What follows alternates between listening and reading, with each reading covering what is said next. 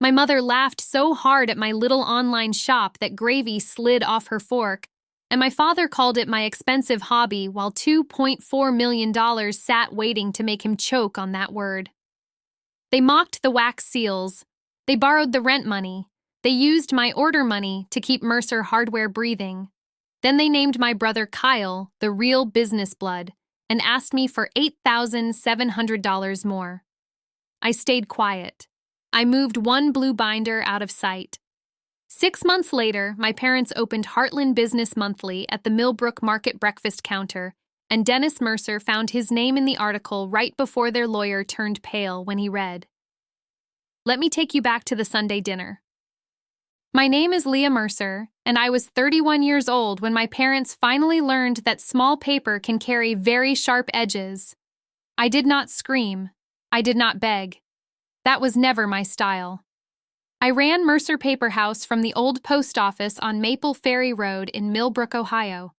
I sold custom wedding invitations, wax seals, vow books, planner inserts, table numbers, envelope liners, and the kind of tiny details brides swear they do not need until 3 in the morning. I knew my numbers cold. Give me a messy order queue, a shipping rate change, paper costs, ribbon waste, ad spend, and 2 delayed wholesale boxes, and I could tell you the margin before my coffee cooled. Not because I was magic, because I had to be. I don't argue with math.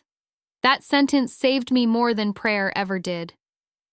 My parents heard online shop and pictured glitter on a kitchen table. My mother, Patricia Mercer, said it with that little tight smile she kept for grocery clerks and women wearing shoes she thought cost too much. Your little shop. My father, Dennis Mercer, said it worse. Your expensive hobby. He owned Mercer Hardware on Main Street for 29 years, or he used to own it cleanly. By then, the bank owned a slice, 2 suppliers owned another slice, and my mother's credit cards were holding up the wallpaper. But in Millbrook, Dennis Mercer still walked like the man with the keys. People let him. That was the trick. If you stand behind a counter long enough and call everyone son, buddy, sweetheart, and neighbor, folks stop asking why your shelves look thin. They remember the snow shovel you sold their dad in 1998. They do not see the lien notice under the register. I saw it. Not at first, but I saw enough. Sunday dinner was at my parents' house on Maple Ferry Road, 3 miles from my studio and 7 minutes from Main Street if the light by the bank behaved.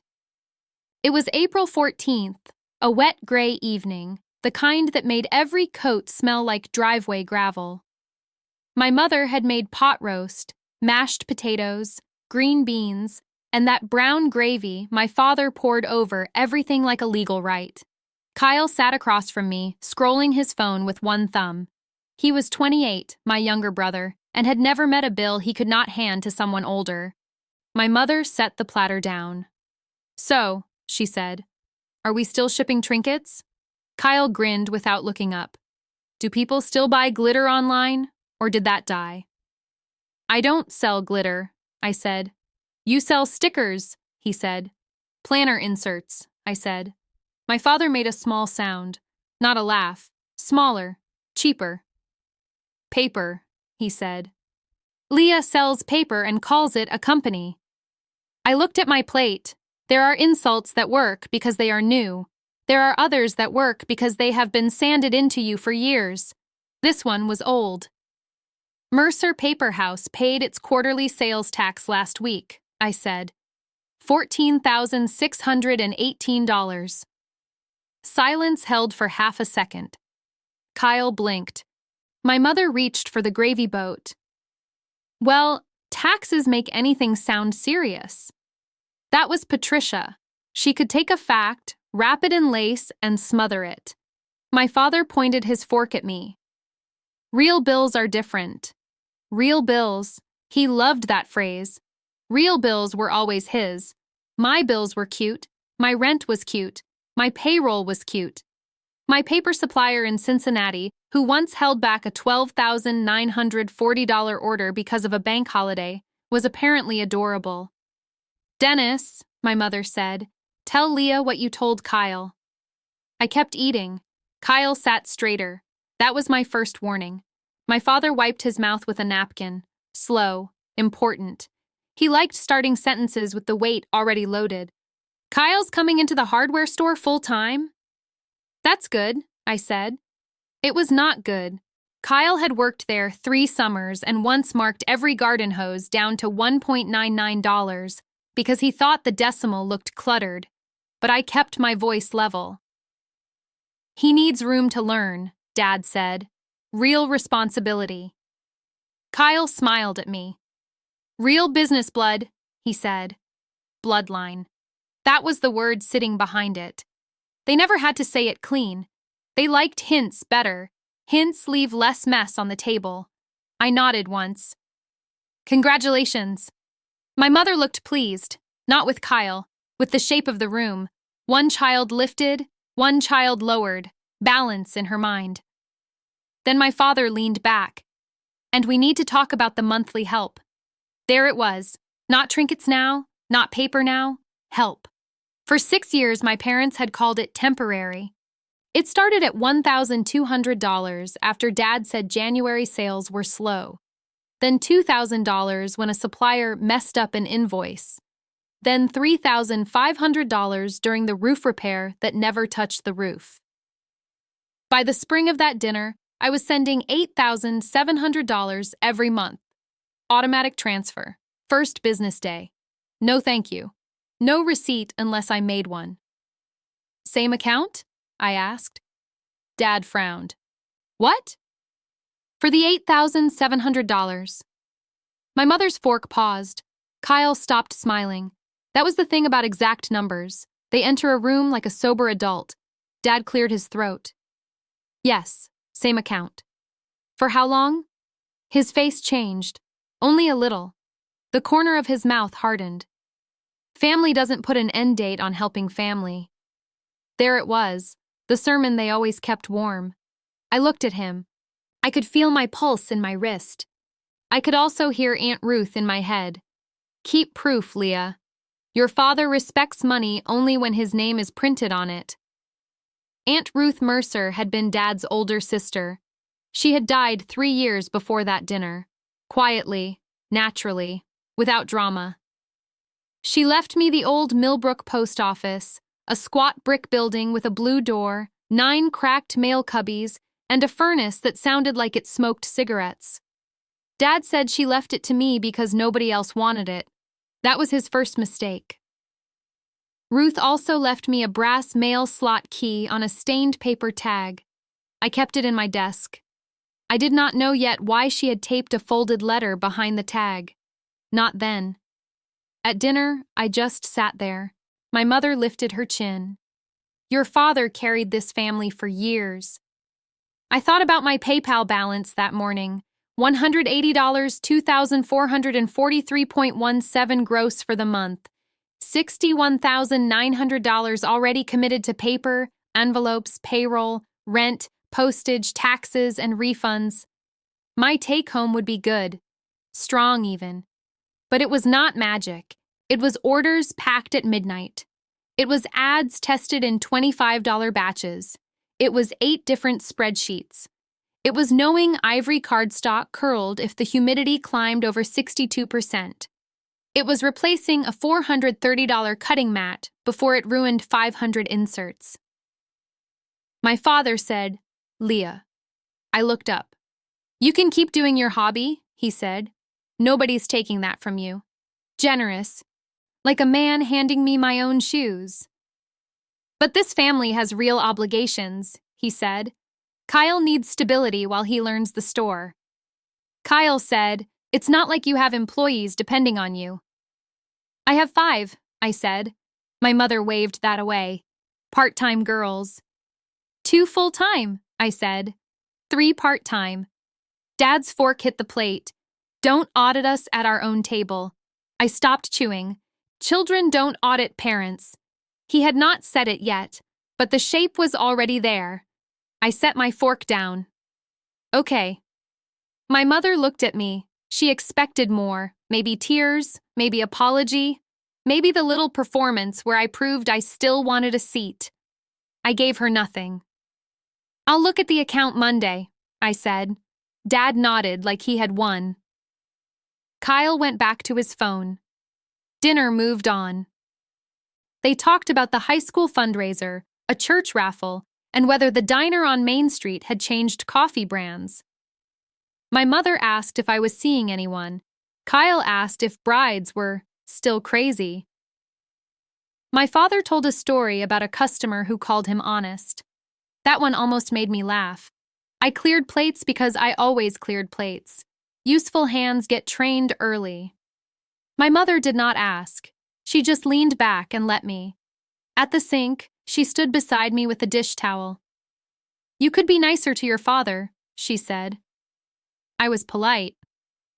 That's not the same thing. No, it was not. Polite was what I could afford. Nice had gotten too expensive. She lowered her voice. "Kyle needs confidence." I rinsed a plate. "He has yours." She stared at me. I did not look back. When I left, Dad followed me to the porch. The rain had stopped, but the steps were slick. He crossed his arms.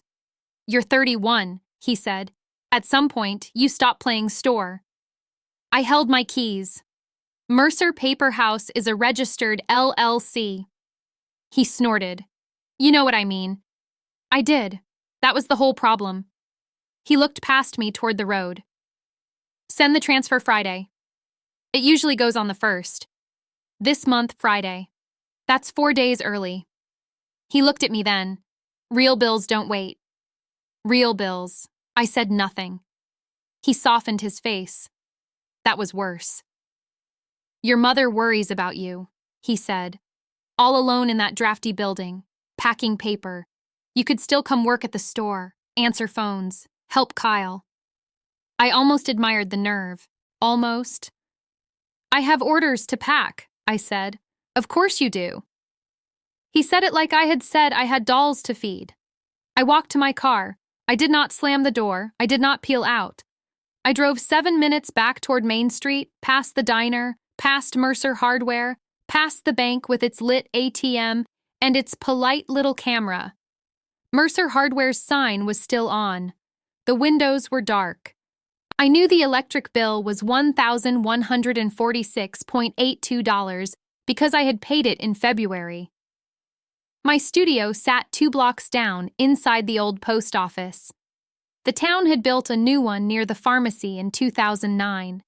The old building sat empty until Aunt Ruth bought it for $63,000 at a county auction. She used it for storage mostly. After she died, the deed came to me. Dad said, "It'll eat money." He was right for once. The roof patch cost $7,850. The furnace repair was $2,300.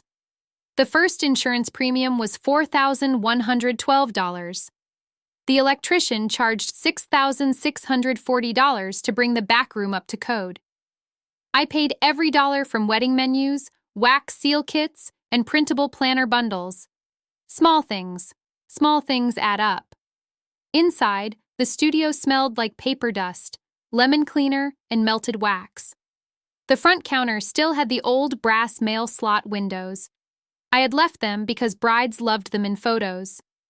Behind the counter, shelves held ribbon spools, vellum wraps, acrylic invitation samples, ink pads, address labels, and boxes of A7 envelopes stacked by color. Dusty rose, eucalyptus, cream, slate, white. I turned on the back lights. The order screen showed 214 open orders. That was not counting proofs. I took off my coat, washed my hands, and got to work. First, I checked the overnight queue. 12 invitation suites needed proof approval. 38 wax seal orders were ready to pour. 64 planner insert packs needed punching.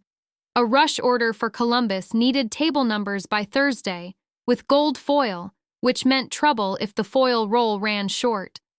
I opened the shipping dashboard. USPS had overcharged me $312.44 on commercial cubic rates that week. I filed the adjustment before I even sat down. Then I corrected a Florida package from Priority to Ground Advantage and saved $8.71. People laughed at cents until cents formed a payroll. I printed labels for 46 orders. I packed sample kits in clear sleeves. I set aside a refund for a bride in Toledo whose venue flooded because not every policy needs to be cruel. $74 back. No argument. At 10:18 p.m., my phone buzzed. Kyle, you still mad? I looked at the message, then another came. Dad says don't make Friday weird. Friday, the early transfer. I set the phone face down. Here is what I did instead. I opened the bottom drawer of my packing table. The blue binder was there. Navy blue, really. 3-inch spine. Plain label. No decoration. It held copies of every family transfer I had made since August 3rd, 6 years earlier. Bank confirmations, emails, texts, notes from calls. Screenshots of Dad saying, temporary. Screenshots of Mom saying, your father is under pressure. A signed note from the first year, when Dad still had enough shame to call the money a loan. I did not open it. Not that night. I slid it farther back behind a box of brass wax seal heads and shut the drawer. Then I packed until 1:06 a.m. By morning, I had cleared 83 orders. My feet hurt, my shoulders burned, my coffee had gone cold twice. I had $19,482.60 in pending payouts and 3 paper cuts on my left thumb. At 7:40, my assistant, Tessa, came in through the side door. You look like you fought the printer, she said. The printer lost. She hung up her jacket. How many today? 131 left, plus proofs. She nodded. Tessa never asked if it was possible. She just asked where to start. That was why I paid her $22 an hour, plus bonuses when rush weeks got ugly. I handed her a stack of order slips. Wax seals first, blush and antique gold. She looked at the board. Mercer wedding? No relation. Lucky them. I smiled a little. At 8:05, I called the bank. Not my parents' bank. Mine. Millbrook Community Bank, this is Denise. Hi, Denise. It's Leah Mercer. Morning, Leah. I need a copy of the ACH authorization on file for the Mercer hardware transfer. A pause. For your recurring transfer ending in 4412? Yes. Give me a second. I heard keys clicking. Denise knew me. In a town like Millbrook, banking privacy lived beside casserole knowledge. She would never gossip. But she knew enough to sound careful. I can print it, she said. You'll need to come in with ID. I'll be there before noon. Leah, she said. Yes? You want the original setup documents too? My hand tightened on the phone. Are there more than one? There's the authorization, there's a beneficiary confirmation, and there's a handwritten addendum scanned with it. I looked at the closed drawer. What does the addendum say? I can't read it over the phone. Of course she couldn't. Rules were rules. Good rules for once. I'll come in, I said. After we hung up, I stood in the back room and listened to the label printer spit out another address. A handwritten addendum. Dad had forgotten about that. I could feel it, or he had assumed I had. At 11:32, I drove to Millbrook Community Bank. It sat between the pharmacy and a tax office with sun-faded blinds. I had opened my first business checking account there with $4,800 from Etsy sales and a business plan Dad called cute. Denise met me at the side desk. She was in her 50s with silver glasses and a habit of tapping papers into perfect stacks. She checked my license, printed 3 pages, and slid them across. I read the first page. A CH authorization. Monthly transfer. Originating account. Mercer Paper House operating. Receiving account. Mercer Hardware LLC. Amount, $1,200. Effective date, August 3rd. Then amendments, $2,000, $3,500, $5,250, $8,700. Each increase had my signature. Most were electronic. A few had email confirmations attached. I remembered them. Dad asking. Mom pressing, me folding. Then the handwritten addendum. It was one page, scanned crooked. I recognized Dad's blocky writing. Temporary business support to be treated as repayable family loan unless formally forgiven in writing by Leah Mercer. At the bottom, Dennis Mercer had signed his name. Dennis R. Mercer. Date, August 3rd. Denise watched my face. I kept it still. Can I get certified copies? I asked. Yes. How much? $5 per page. Do all of them. She did not ask why. While the printer ran, I looked through the glass front of the bank. Across the street, Mercer Hardware's red sign hung above the sidewalk. Kyle was outside with a cigarette he would deny smoking. He flicked ash into the planter, then checked his reflection in the window. Real business blood. I paid $35 for the certified copies. Denise put them in a white envelope. You may also want to talk to Marlene Price, she said. I looked up. Marlene? She still does books for your father, right? She used to. I think he handles most of it now. Denise's mouth tightened. Banker tight. Not gossip. Not quite. Marlene keeps records, she said. That was all. Marlene Price had done bookkeeping for half of Millbrook since before I was born.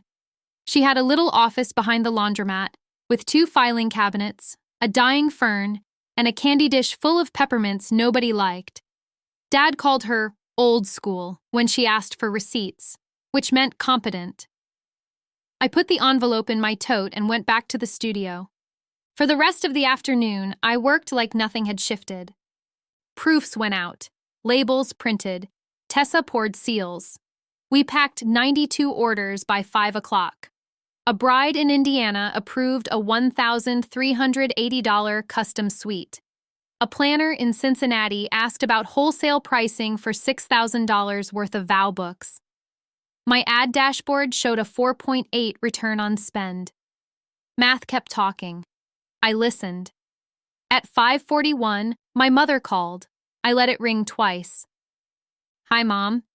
You upset your father. I didn't raise my voice. That's not the point. It never was. He said you sounded cold. I asked how long the $8,700 would continue. You made him feel like a beggar. I looked at the wall where I kept the production calendar. 37 weddings in May, 22 in June, 4 corporate planner orders, 1 custom stationery subscription for a law firm in Dayton at $940 a month. He asked me for money, I said. He asked his daughter for help. Same cow, different ribbon. I leaned against the counter. Is Mercer Hardware current with suppliers? The silence changed. Not long, but enough. Why would you ask that? She said. Because Friday is early. Your father knows what he's doing. Does he? Her voice sharpened. Leah. There it was, the warning bell. My name, stretched into a leash. I kept my voice even. I need to know what the money is for. For family expenses. Which ones? The real ones. Real ones? I almost wrote it down. Then I realized I already had. My mother exhaled. You know, Kyle doesn't question your father like this. Kyle isn't paying him. She hung up. I stood there with the phone in my hand. Tessa looked over from the wax station. You okay? Yes. It came out too fast. She did not push. Good employees know when the boss is holding a live wire. At 6:10, I opened the blue binder. This time, I did not slide it away. I set the bank envelope inside the front pocket. Then I added a new tab. A CH plain. Boring. Deadly. I made a list on yellow paper. Marlene Price, Aunt Ruth's key, Mercer hardware bills, Friday transfer. Then I locked the binder back in the bottom drawer. The brass key was in the top drawer of my desk, still tied to Aunt Ruth's old paper tag. I took it out and turned it in my palm. The tag had yellowed at the edges. Her handwriting was faded but clear. Leah, slot 9. I had thought it meant nothing. Aunt Ruth labeled everything. Flour, nails, Christmas lights, batteries that were probably dead. Slot 9 was one of the old mail cubbies in the front wall. It had been stuck for years. I used the others for display, but not that one. The brass door sat crooked, and the lock had a greenish ring around it. I walked to the front. The street outside was dim. The diner sign glowed at the corner. A pickup rolled past, slow, then turned toward Main. I pushed the key into slot 9. It did not turn. I tried again. Nothing. Of course, even family secrets in Millbrook needed lubricant. I went to the supply shelf, found a little bottle of machine oil, and touched one drop to the lock. Then I waited. Not long. Just enough. The key turned on the third try. Inside the cubby was a folded sheet of paper wrapped in a rubber band, so old it cracked when I touched it. My name was on the front. Leah Mercer. Not honey, not sweetheart, not kiddo. My full name. I did not open it right away. I carried it to the packing table and sat down. Around me were boxes, labels, ribbon, orders, invoices, and the small plain empire my parents kept calling a hobby. My phone buzzed again. Dad. Friday, Leah. Don't make me ask twice. I looked at Aunt Ruth's folded letter. Then I looked at the locked drawer beneath my hand. I typed one sentence back. I'll review the real bills first. 3 dots appeared under Dad's message, then stopped. Good. Not satisfying, not brave, just good. A person can waste a whole life answering the wrong tone. I had orders due, a bank envelope in my tote, and a dead woman's letter in my hand. Dad could wait 30 minutes. I slid my thumb under the fold and opened Aunt Ruth's paper. Her handwriting was thin but steady. Leah, if you found this, then either the lock finally worked or you got stubborn enough to make it work. I am betting on stubborn. I stopped there. My throat closed so fast I had to set the page down. Tessa came from the back room with a tray of cooled wax seals. Do you need me to leave? No, I said. You sure? Yes. She set the tray on the table and looked at the paper without reading it. Tessa was good at that. Seeing a thing and not taking it. I picked the letter back up. Your father will call what you build small until it feeds him. Then he will call it family. Do not let the name confuse you. I breathed through my nose. I could hear Aunt Ruth saying it. Not sweet, not dramatic. She had owned 3 cardigans and 1 sharp tongue. She once told Kyle he was not allergic to work. He did not visit her for 6 months. The letter went on.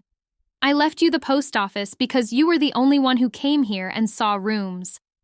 Dennis saw repair bills. Patricia saw dust. Kyle saw nothing because nobody told him to look up from his phone. Keep records. Keep copies. Keep proof somewhere Dennis cannot charm, shame, or borrow it away. I folded the page once, then opened it again because I was not done.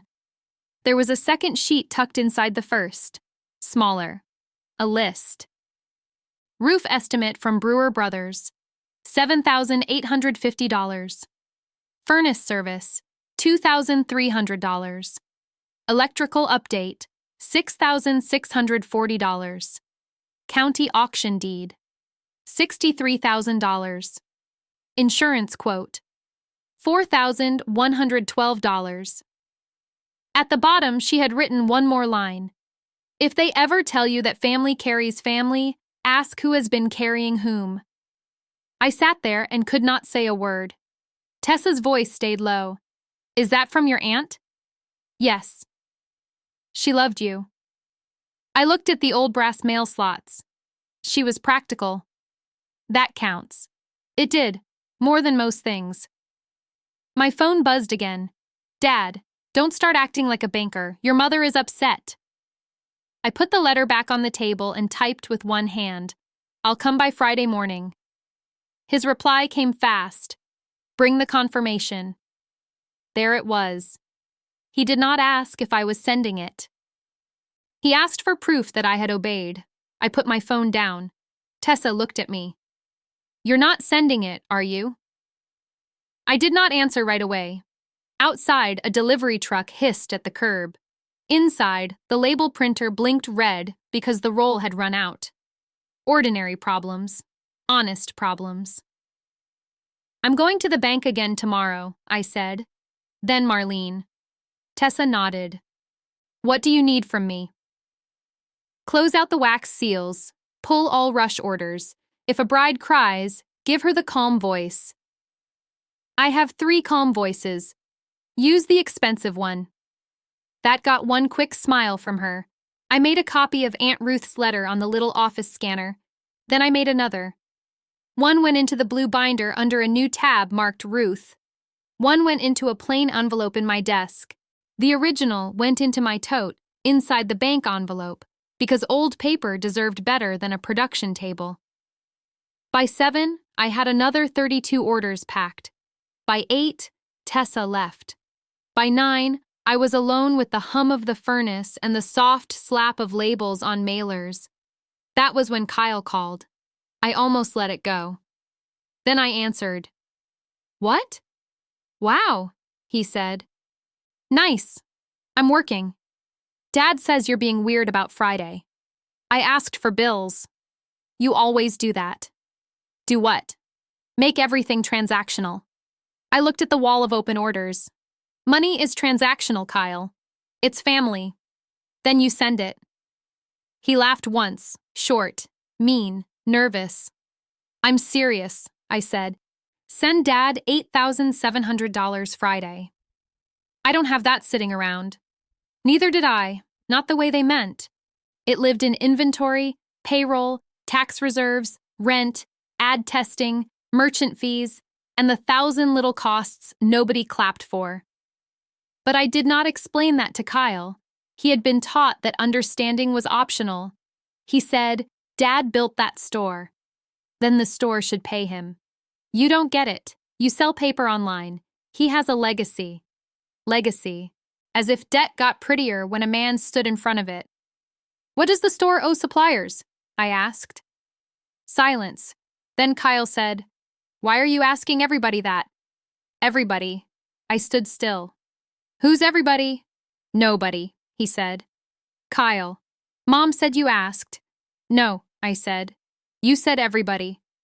He breathed into the phone. Marlene called Dad last week. There it was. What did she want? I don't know. Something about old invoices. Which invoices? How would I know? Because you're taking over. He snapped then. Don't be a jerk. I almost laughed. I did not. Did Dad tell you what the store owes? He said it's normal business pressure. That's not a number. God, Leah. Numbers had always offended them when the number was theirs. Kyle lowered his voice. Just send it Friday. He'll pay you back when the refinance clears. The refinance?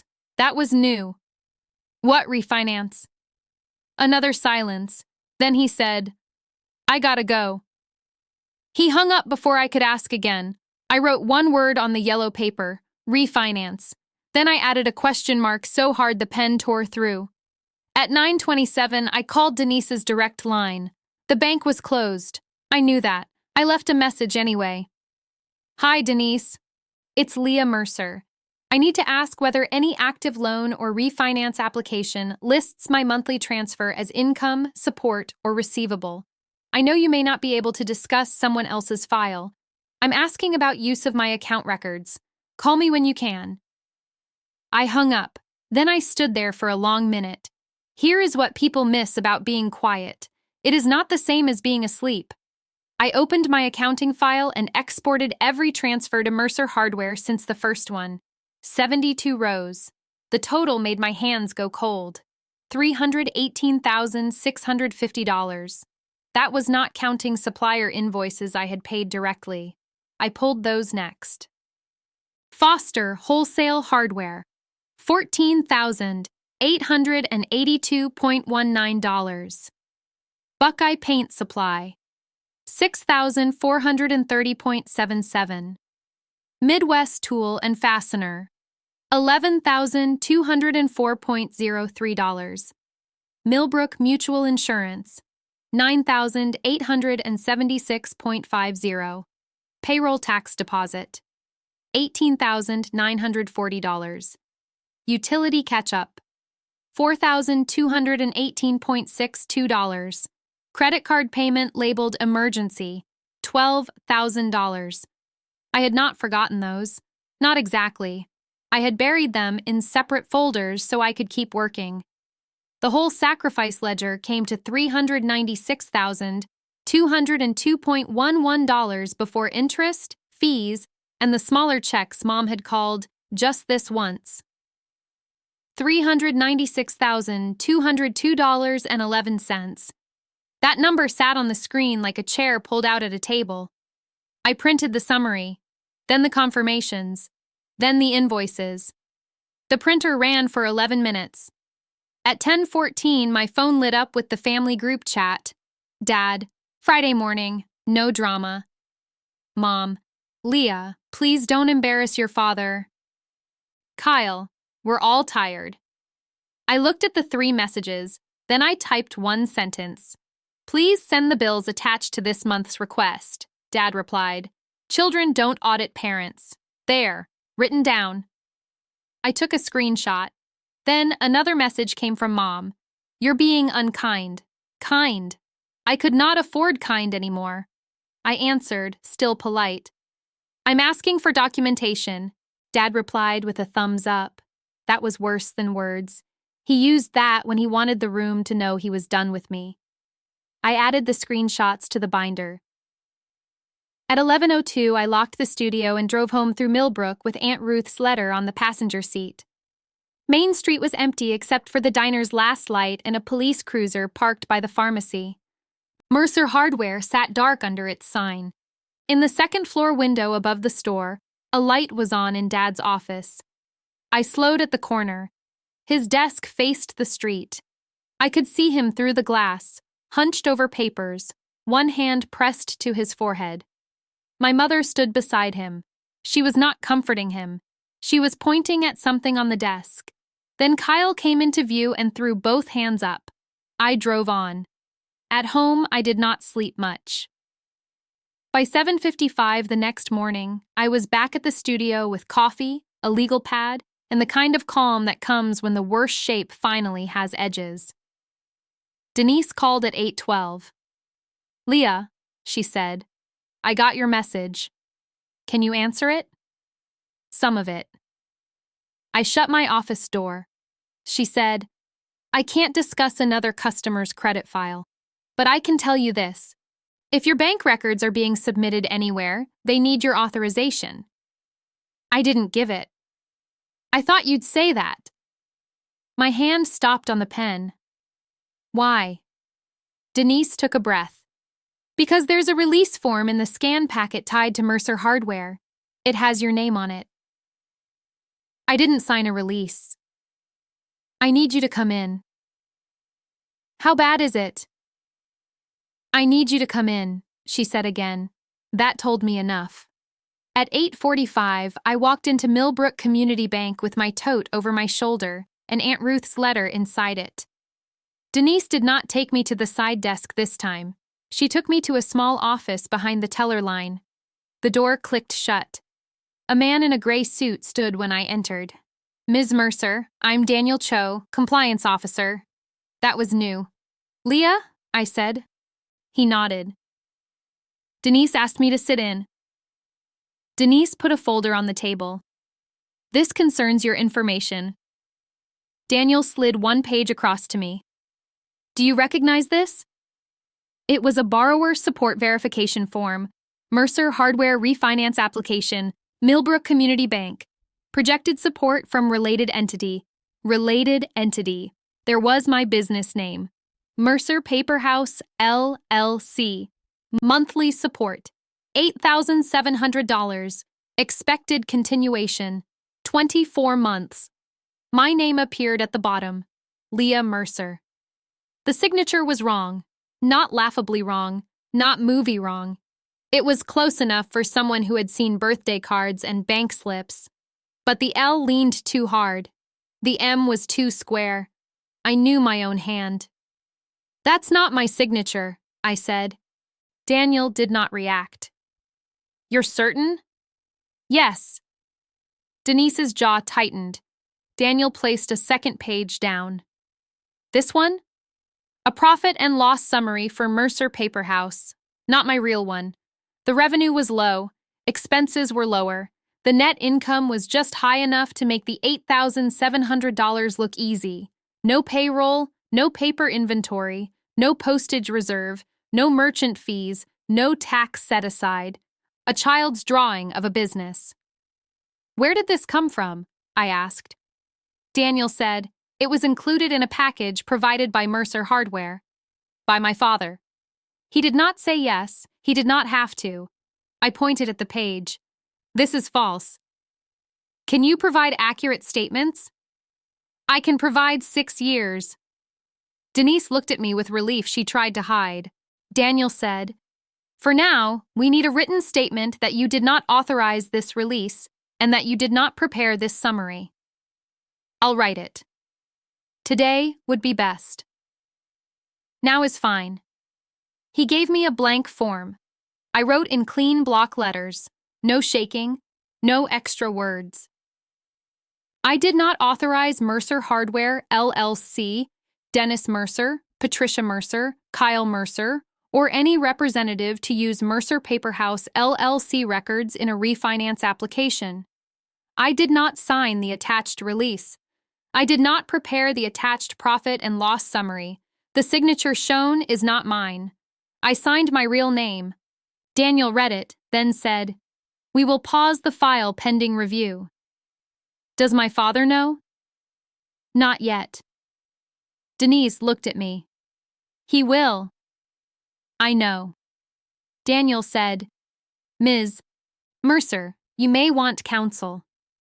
I have a CPA first. Denise said, Marlene? Yes. Good. That one word carried weight. I left with copies of my statement, the forged release, and the fake profit and loss summary. Daniel called it alleged. I understood why. I also understood what I had seen. At the studio, Tessa was sorting ivory envelopes into bins. She looked up. That bad?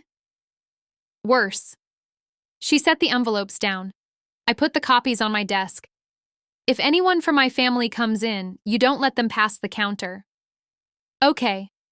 If they ask where I am, I'm with a client. Even if you're standing there? Especially then. She nodded once. At 10:36, I called Marlene Price. Her office phone rang 4 times. Marlene Price Bookkeeping. Marlene, it's Leah Mercer. A pause. Then her voice softened by half an inch. I wondered when you'd call. That sentence took the air out of me. You did? Yes. I need to ask about Mercer Hardware. Then you should come here. Today? Bring your binder. I looked at the bottom drawer. How did you know about that?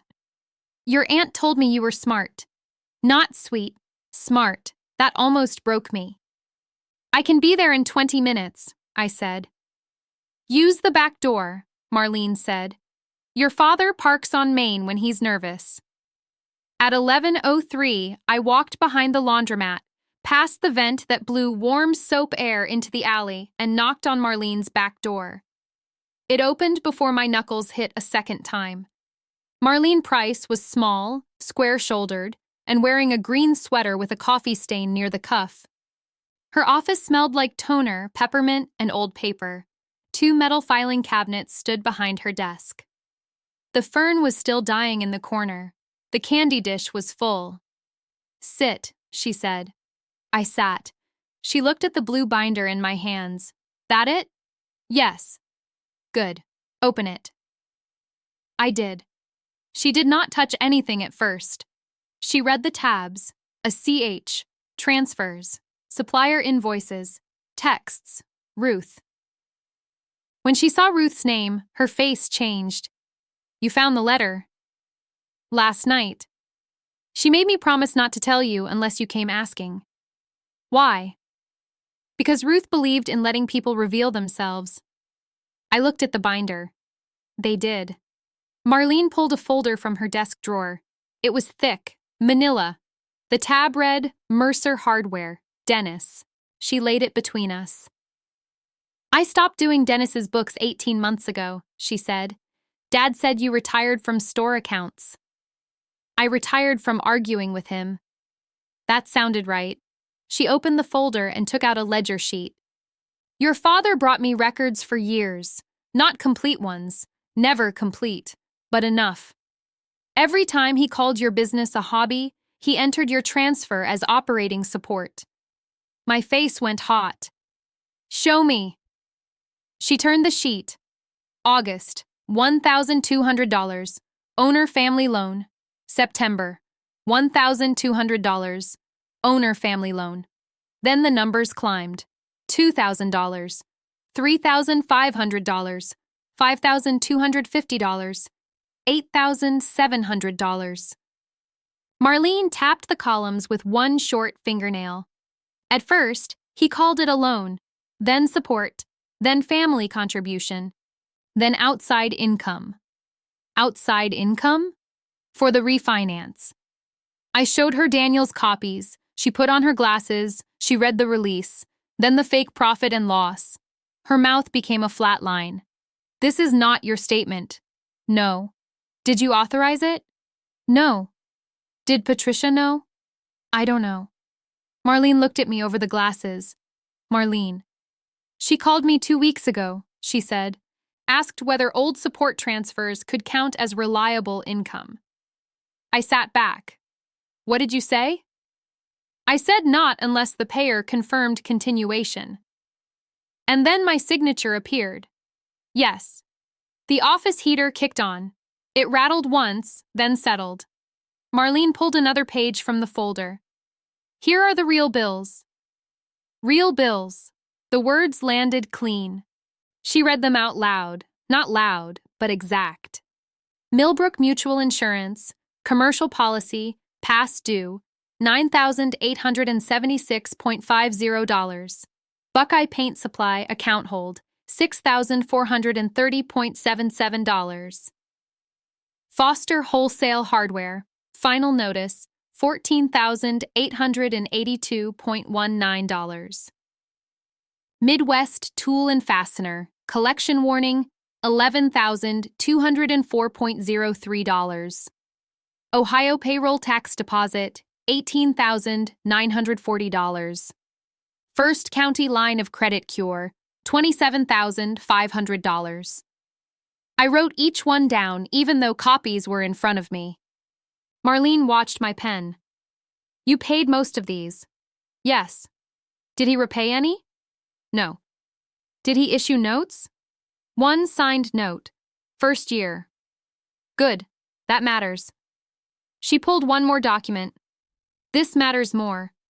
It was a copy of the original automatic transfer agreement, the one Denise had printed, but Marlene's copy had a second page attached with typed terms.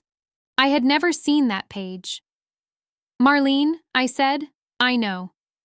She turned it toward me. Automatic support transfer, voluntary and cancelable by originator upon written notice. Funds advanced to Mercer Hardware, LLC, to be booked as repayable family loan unless separate written forgiveness is executed by Leah Mercer. Under that, Dad had signed Dennis Mercer, not Dennis R. Mercer, just Dennis Mercer. Still his hand. My hand went to the edge of the desk. Where did this come from? "Your father brought it to me the first year. He wanted me to book the money as owner equity." He's not an owner of Mercer Paper House. I told him that. What did he say? He said daughters don't sue fathers. I looked at her. There was that ugly little sentence, plain at last. Marlene did not soften it. I copied it, she said. Then I booked it as a loan payable until he told me to stop. I refused. He fired me 6 months later. My father fired you? He said I was making him look poor. I almost smiled.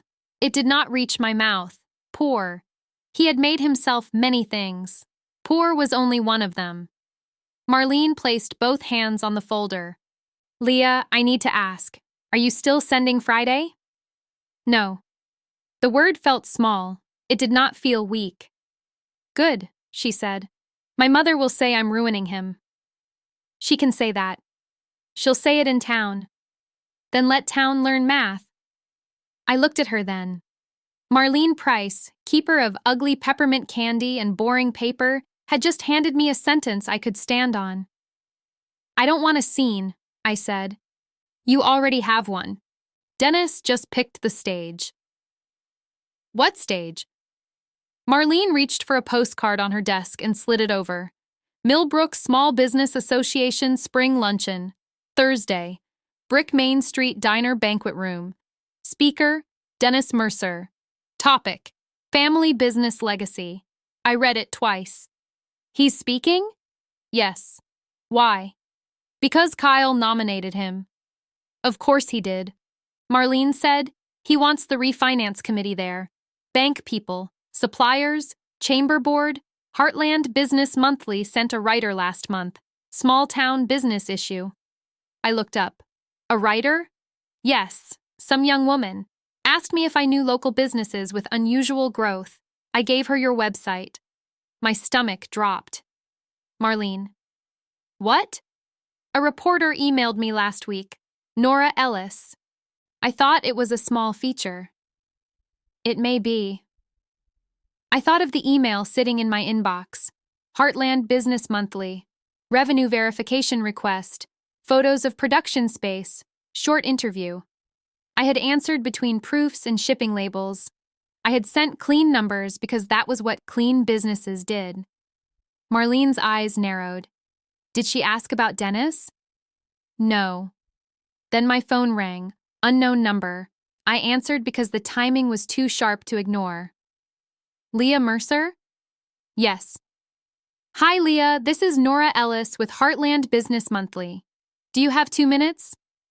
Marlene sat very still. Yes, I said. Nora's voice was bright but careful. I'm fact-checking the piece on Mercer Paper House. First, thank you again for the revenue documentation. We confirmed the $2.4 million gross figure for the last fiscal year. My eyes went to Marlene. Marlene's eyebrows lifted. Nora continued. I have one clarification. Dennis Mercer told our office that Mercer Hardware provided early family backing for your company. He said he was your first investor. I wanted to confirm the amount and year. There it was. Not the explosion, not yet. The match. I kept my voice polite. Did he give you a number? He said the family carried your operation during the early years. Carried. I looked at Marlene's folder, at the ACH agreement, at the typed cancellation clause, at the real bills. No, I said.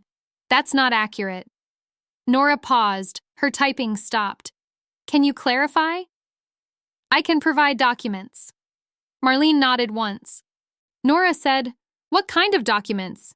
ACH records, loan terms, supplier invoices, bank confirmations.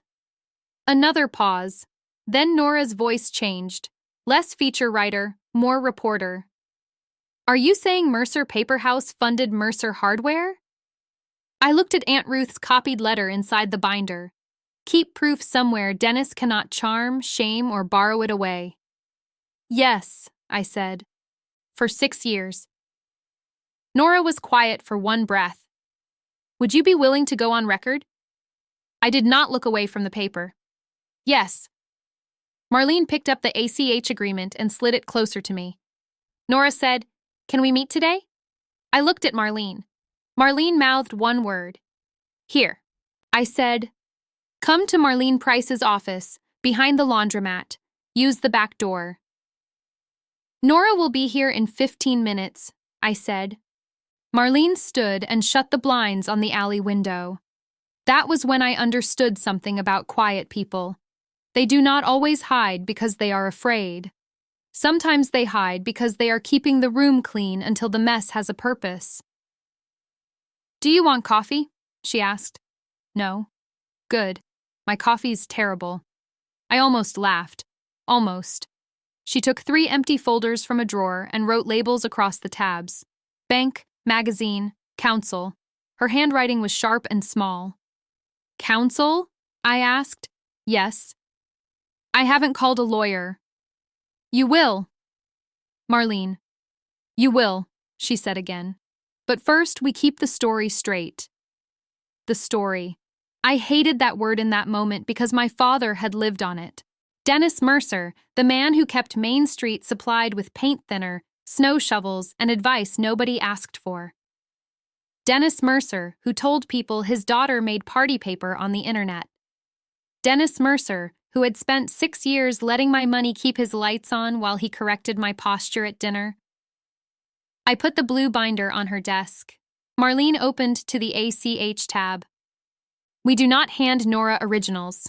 I know. Copies only. I know that too. Good. Say it once. Copies only. She nodded. You're steady, stay there. Outside, a truck rattled over the alley potholes behind the laundromat. The office walls were thin enough that I could hear someone loading quarters into a dryer next door. Normal sounds. People washing school uniforms. Someone buying peppermint candy from Marlene's dish. And me, sitting with a forged bank release in one folder and my father's signature in another. At 11:22, someone knocked twice at the back door. Marlene looked through the little curtain. That's her. Nora Ellis came in with a canvas bag, damp hair, and a phone already in her hand. She looked younger than I expected, maybe 28, maybe 30. She wore black flats and carried herself like someone who had learned that a polite voice got more answers than a hard one. Leah, she said. Thank you. This is Marlene Price. Nora shook her hand. I've heard your name 3 times today. Marlene said, that's usually bad. In this case, useful. Nora set a recorder on the desk, then paused. May I record? Yes, I said. For accuracy, you can stop any time. I won't need to. That sounded braver than I felt. Inside, I was counting tabs, a CH, transfers, supplier invoices, texts, Ruth, bank, magazine, counsel. That was what kept me calm. Tabs and facts, not feelings. Nora tapped the recorder. This is Nora Ellis with Heartland Business Monthly. I'm with Leah Mercer and Marlene Price in Millbrook, Ohio. Leah, you said on the phone that Mercer Paper House funded Mercer Hardware for 6 years. Can you explain? I opened the binder to the summary sheet. My company sent Mercer Hardware monthly support beginning in 2018, I said. It started at $1,200. It rose over time. The current amount is $8,700. Per month? Yes. Why? My father said the store had temporary cash flow problems, insurance, supplier balances, payroll taxes, a line of credit cure. He called them real bills. Nora's eyes moved to the invoices. And you paid those? Yes. Directly? Some directly. Some through transfers. Marlene slid the copied automatic transfer agreement forward. This is the document Dennis Mercer signed. Nora did not touch it at first. May I? Yes, Marlene said. It's a copy. Nora read the first page, then the second. I watched the exact moment she found the clause, her eyebrows pulled together. She read out loud, softly. Voluntary and cancelable by originator upon written notice. Marlene said, keep going. Nora's finger moved down the page. Funds advanced to Mercer Hardware LLC to be booked as repayable family loan unless separate written forgiveness is executed by Leah Mercer. She looked at me. Did you ever forgive the loans? No. Did Dennis repay them? No. Did he claim he funded you? Yes. On record? He told your office he was my first investor. Nora looked at her phone, then back at me. He said he carried the business during the early years. Carried. There was the word again, dressed better this time. I pressed my thumb against the edge of the binder and kept my face still. My company carried his store, I said, not the other way around. Nora wrote that down. Marlene opened her folder and set out 3 copies in a neat line. There's more. I looked at her. What more? Marlene did not answer me. She looked at Nora. Dennis gave me these when I still kept his books. I copied them because the entries didn't match the story he told Leah. Nora leaned in. First was a supplier aging summary. Foster Wholesale Hardware. Past due over 90 days. $14,882.19. Second was a bank notice from First County. Cure required by March 31st. $27,500. Third was a handwritten note on Mercer Hardware letterhead. I recognized Dad's block printing. Call Leah before bank sees this. My throat closed around nothing. Nora read it twice. Who wrote this? Marlene said, Dennis. How do you know? He wrote hundreds of notes on invoices. Same hand, same pen half the time. I looked at Marlene. Why didn't you show me that first? Because first you needed to know he signed the agreement. That was fair, brutal, but fair. Nora pointed at the note. May I quote this? Marlene looked at me. I said, yes. The recorder sat between us, taking in every word. I thought about my father at the luncheon podium, family business legacy. I thought about Kyle sending, "We're all tired," while I printed nearly $400,000 of proof. I thought about my mother's voice saying, please don't embarrass your father. Embarrass. As if facts were bad manners. Nora asked, did your mother know about these payments? I can't prove what she knew. Marlene said, she asked me about counting old support transfers as reliable income. Nora turned to her. When? 2 weeks ago. Exact date? Marlene reached into a desk calendar so fast it made me blink. Wednesday, April 10th, 2:40 in the afternoon. She called my office line. Nora wrote again. What did she ask? She asked whether support from Leah's business could be shown as continuing income for Mercer Hardware. What did you tell her? That Leah would need to confirm it. Nora's pen stopped. And now there's a signed confirmation Leah says she didn't sign. Yes. I reached into the bank folder and handed over the forged release and the false profit and loss. Nora read in silence. Her mouth tightened, but her voice stayed even. This is the document submitted to Millbrook Community Bank? Yes, I said. Daniel Cho showed it to me this morning. Compliance? Yes. Did the bank give you copies? Yes. Did you give permission for your records to be used? No. Did you prepare this profit and loss? No. Is the revenue accurate? No. Expense lines? No. Net income? No. Nora sat back. This makes your business look smaller. Smaller. One little word. 6 years of dinner tables inside it. Yes, I said. It makes me look small enough to use. Marlene looked at me then, not with pity, with approval. There was a difference. Nora turned off the recorder. I need to tell you something. Marlene crossed her arms. Go on. The cover is already in layout. My stomach dropped so cleanly I felt it in my knees. What cover? I asked. Nora hesitated. The regional growth issue. Mercer Paper House is the lead profile. Lead? Yes. I thought it was a feature. It was. Then the revenue verification came back. Then our editor saw the year-over-year margin. Then we got the photo of your packing studio. My mind went to Tessa sweeping paper dust near the old post office boxes, the brass mail slot, the label printer, the scarred wood table Aunt Ruth left with the building. Nora said, "Leah, your business is the cover." I could not speak for a second. Marlene did. When does it print? Tonight? Distribution? Subscriber copies mail tomorrow. Local drop Friday morning. Friday.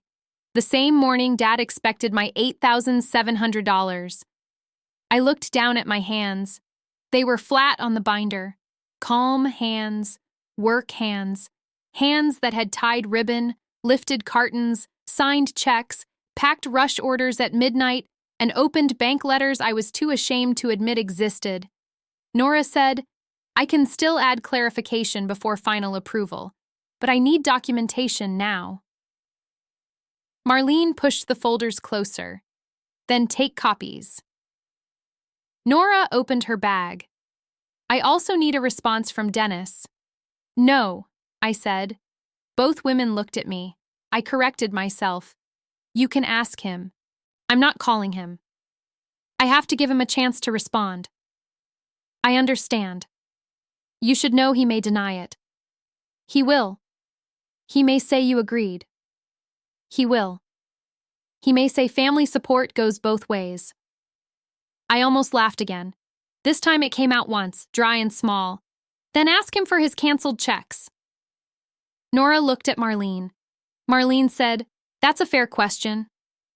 Nora turned the recorder back on. "Leah, say that again." I leaned a little closer. "If Dennis Mercer says he invested in Mercer Paper House, ask him for the canceled checks." Nora wrote it down. At 12:06, my phone started buzzing on Marlene's desk. "Mom." I let it ring. It stopped. Then Dad. Then Kyle.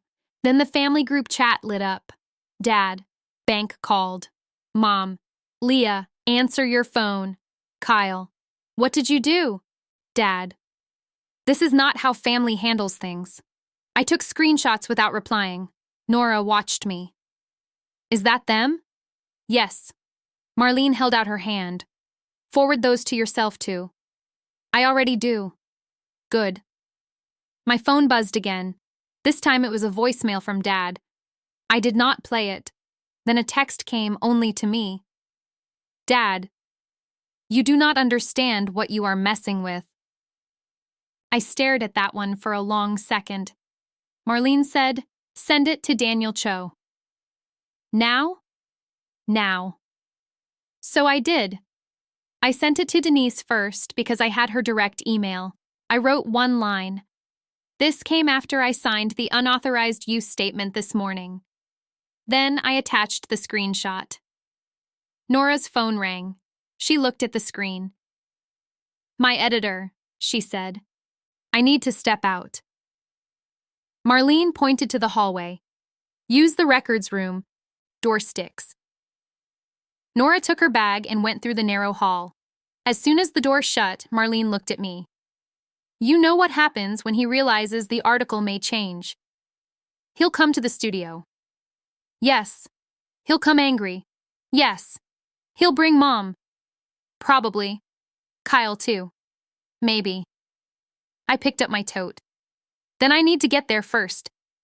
Marlene gathered the copies into 2 stacks. "Leave the original ACH here." "No." She froze. I looked at the paper. Dennis's signature sat at the bottom of the second page. The thing he forgot. The thing he thought was too boring to matter. It was not staying where anyone could charm, shame, or borrow it away. I pulled Aunt Ruth's brass key from my tote. It was still on the old tag, the folded letter tucked behind it in a plastic sleeve. Marlene saw it. "You still have the cubby?" "Yes." "At the post office?" "Yes." "Good." She slid the original into a plain envelope. "Put it there. Lock it." "You trust that more than your office?" "I trust Ruth." That got me. Not because it was sentimental, because Marlene meant it as a practical statement. I drove back to the old post office without taking Maple Ferry Road. I took Oak, then Second, then the alley behind the bakery. Not because I thought I was being followed, because I did not want to pass Mercer Hardware with the office light on. At the studio, Tessa was at the counter with a customer looking at wax seal samples. Her eyes flicked to my face, then to my tote. "Everything okay?" she asked. "Not yet." The customer, Mrs. Vale from the florist, touched a gold seal. "I can come back." "You don't need to," I said. My voice was steady. "Tessa can help." Tessa nodded. "I've got her." I went behind the packing table and unlocked the bottom drawer. The blue binder came out. The envelope from Marlene went in my tote. Then I crossed to the wall of old mail cubbies Aunt Ruth had refused to let the contractor remove. Cubbies 1 through 96 still had brass doors. Most were stuck. Some held paper clips, ribbon scraps, and extra blades. Cubby 41 was mine because Ruth's birthday had been April 1st and because she liked making private jokes with permanent fixtures. The brass key turned hard.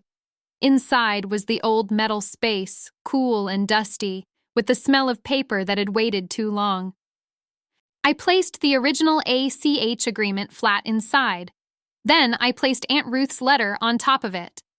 I did not pray. I did not make a speech. I shut the door and locked it. Then I pressed my palm against the brass face for 1 second. Tessa appeared beside me. "Do I need to worry?" "Yes," I said. Her face changed. I turned toward the counter. "If my family comes in, you take any customers to the back room.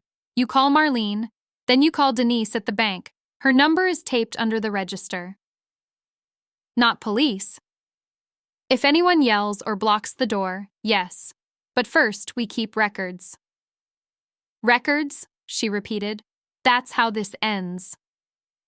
At 12:48, my mother walked in. She was wearing her cream coat, the one she saved for church and medical appointments, and she had lipstick on. My father came behind her in his Mercer Hardware jacket. Kyle was last, phone in hand, face red before anyone had said a word. Mrs. Vale stood at the counter with 3 wax seal samples in front of her. Mom looked at her, then at me. "Leah, we need privacy." I said, "I'm with a customer." Mom's mouth tightened. "This is family." Mrs. Vale quietly picked up her purse. I turned to her. "Tessa can finish your sample order in the back." Mrs. Vale looked at my parents. Then she looked back at me. "No rush," she said. "I'll wait there." Tessa led her through the packing doorway. Dad watched her go. "So now you're making a show?" "No." "You went to the bank?" "Yes." "You talked to Denise?" "Yes." "You accused me." "I signed a statement about my own records." Kyle stepped forward. "Do you hear yourself?" "Yes." Mom put one hand to her chest. "Leah, your father is trying to save the store." "I know." That stopped her. Dad said, "Then why are you interfering?" "Because my name is on a release I didn't sign." His jaw moved once. Kyle looked from him to Mom. "What release?" Mom snapped, "Kyle, stay out of it." That was new. Kyle blinked like someone had turned the lights on too fast. I looked at Dad. "Did you sign my name?" He pointed at me. "Watch what you say." "I am." "Then watch better." The old version of me would have apologized to lower the pressure. The old version of me would have said I was just confused, just asking, just trying to help. That girl had paid $396,202.11 to keep dinner pleasant. Gone. I took out my phone and set it on the counter. "This conversation is being recorded." Mom went pale. "Leah." Dad laughed once. "That's illegal. Ohio is one-party consent." Marlene had texted me that at some point while I drove. I had not even seen it until I parked. She knew him too well. Dad's laugh disappeared. Kyle said, "Dad, what release?" Dad turned on him. I said stay out. "No," Kyle said. "I'm supposed to run the store." "What release?" There it was, a new crack. Mom reached for Kyle's sleeve. "Your father has it handled." Kyle pulled his arm back. "Does he?" Dad looked at me with real anger then, not the dinner kind. Not the corrective kind. Real fear with a tie on it. "You think a magazine makes you important?" he said. I did not answer. "You think numbers on glossy paper make you better than us?" I still did not answer. He stepped closer to the counter. "That shop exists because this family gave you a name." Name. I thought of every packing slip that said Mercer Paper House, every bride who never knew my father existed, every planner insert designed at 2 in the morning while Mom called me impractical. Every order that went out from the old post office Ruth left me because she knew exactly who built what. I said, "Then you should have no trouble proving your investment." Dad stared at me. Kyle said, "What investment?" Mom's voice went sharp. "Stop saying that." I looked at her. Nora Ellis asked Dad how much he invested in my company. Mom's lips parted. Kyle turned to Dad. "You told the magazine that?" Dad said, "I gave context." "Did you put money in Leah's business?" Dad's face hardened. I raised her. "That's not a check," Kyle said. For 1 second, nobody moved. I looked at my brother, Kyle, who had laughed about glitter. Kyle, who had sent, "We're all tired." Kyle, who had been promised a store held together with my transfers and Mom's credit cards. He was still selfish. He was still late. But he had just asked the right question in the wrong room, and my father hated him for it. Dad said, "You don't understand business." Kyle's laugh was ugly. "Apparently, nobody tells me business." Mom whispered, "Dennis." That one word had a warning in it. Dad picked it up and threw it at me instead. "Cancel that article." "I can't." "You can." "No." "You will call that reporter and tell her this was a misunderstanding." "No." "You'll ruin us." "No," I said. The numbers did that. Dad's hand came down on the counter, not hard enough to break anything, hard enough that the wax seal samples jumped. In the back room, something went quiet. Tessa, Mrs. Vale, both listening. Dad lowered his voice. "Friday morning, that transfer clears." "No, it clears." I canceled it. Mom made a small sound. Dad's face emptied. "You what?" "I sent written notice." "To who?" "The bank. Mercer Hardware. Marlene has a copy." "You can't cancel family." I canceled an ACH. That sentence landed exactly where I wanted it to. Dad leaned in. "You have no idea what that does." "I do. Payroll bounces." "I know." "Insurance lapses." "I know." "Suppliers freeze us." "I know." "Then fix it." I looked at him. "No." Mom started crying then, quietly at first, like she wanted credit for not making it loud. "Leah," she said, "please, not in front of people." I looked toward the back room door. Mrs. Vale's shadow sat still on the floor under it. "In front of people is where he made the story," I said. Dad's eyes narrowed. "What did Marlene give you?" I did not answer. He knew. I saw it happen. His face changed before his mouth did. "The old paperwork doesn't matter," he said. Kyle said, "What old paperwork?" Dad ignored him. Mom wiped under one eye. "Leah, your aunt always liked stirring things up."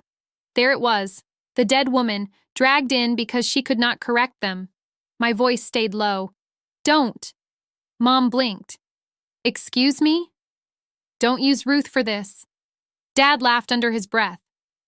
"Ruth gave you that building to spite me." "No," I said.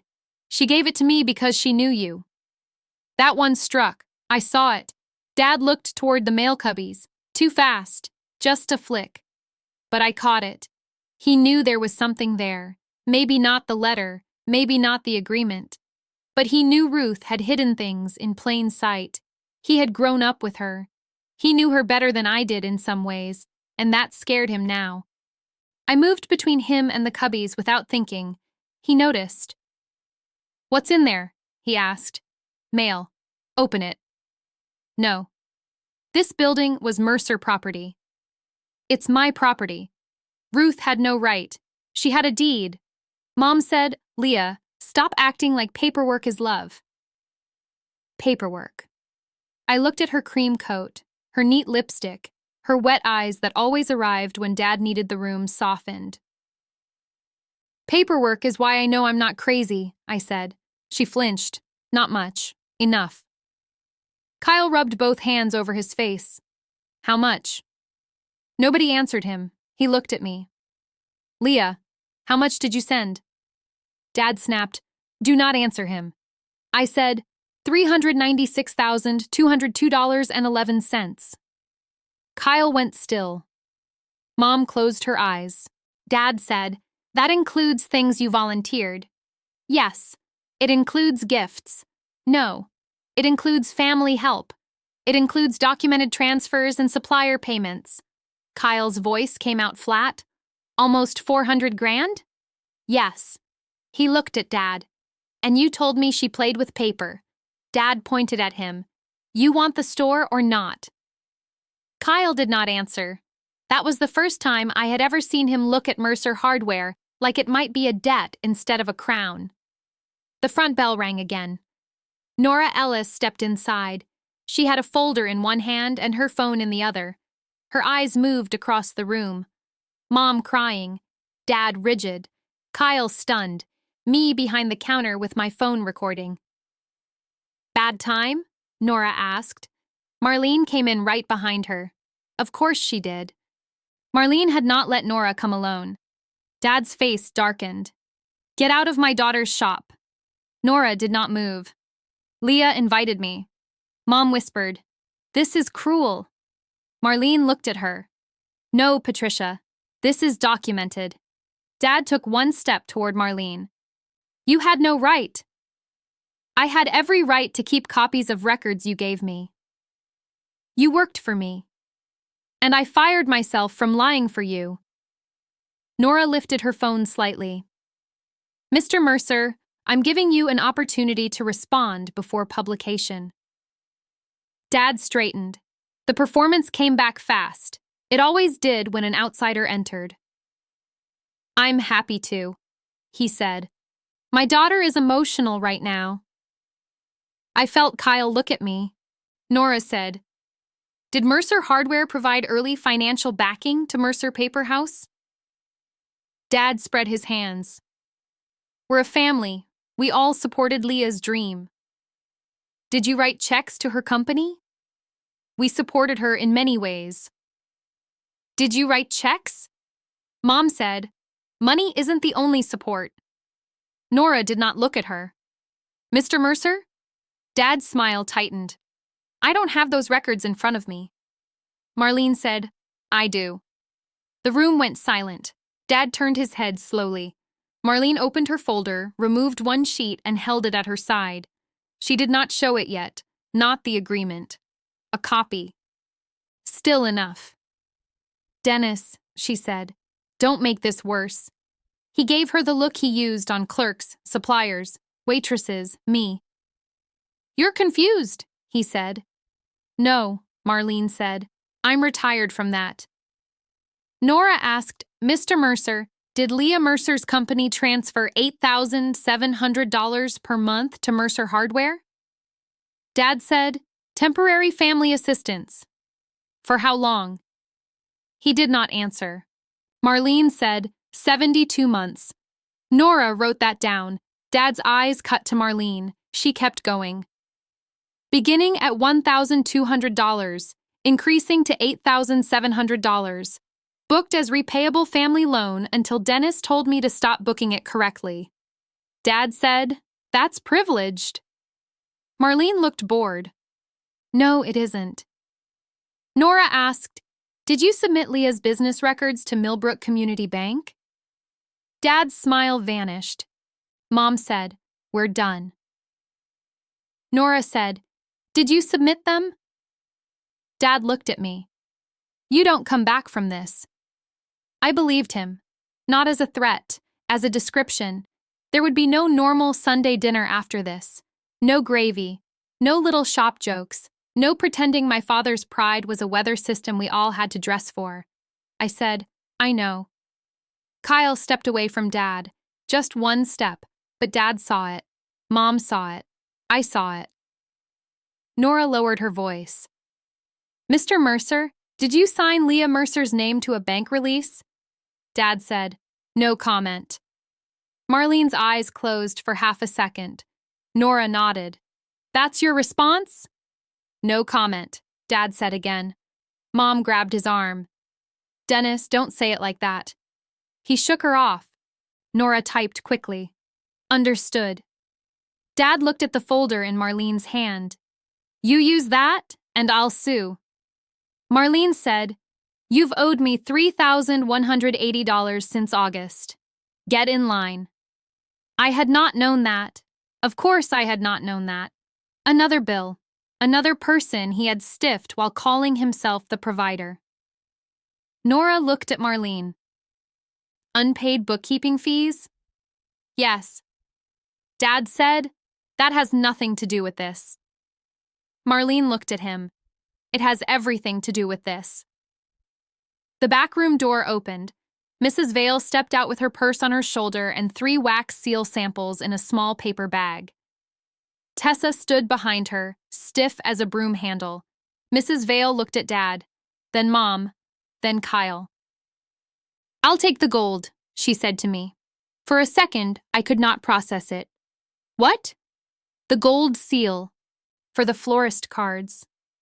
She placed her card on the counter. "And I'll pay the rush fee." Tessa moved fast. "I can ring that up." Mrs. Vale kept looking at me. "No rush on my account, honey. I just want it on the invoice." Dad stared at her. "Helen." She did not look at him. "Dennis." Tessa ran the card.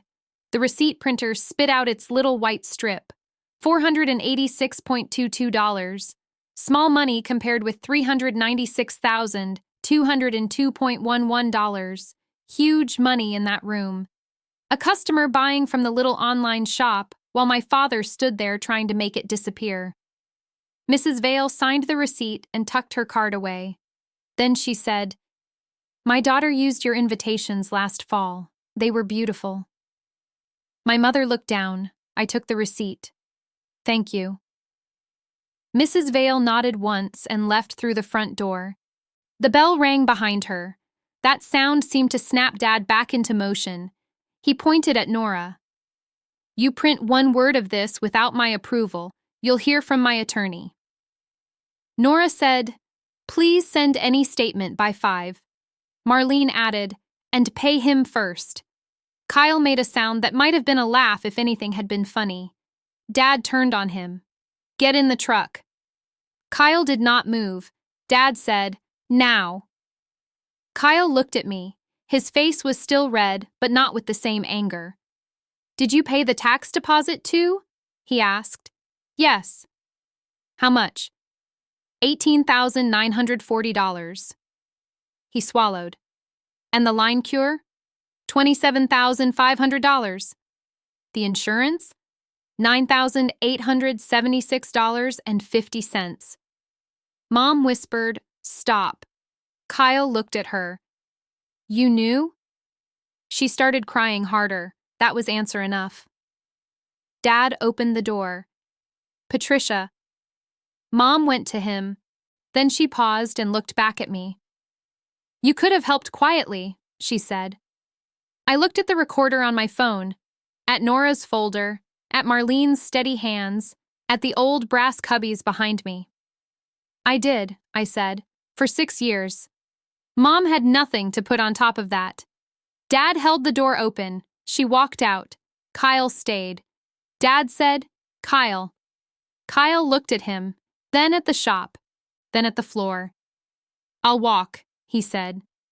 Dad's face went cold. Suit yourself. He left. The bell rang again. For a few seconds, nobody spoke. Then Kyle said, I didn't know all of it. I believe that. I did not forgive it. I know, I said. I knew you helped some. Yes. I thought Dad paid you back. No. He rubbed his jaw. He said you liked feeling needed. That one hurt in a clean place. Marlene made a small noise. Nora did not type. She just watched.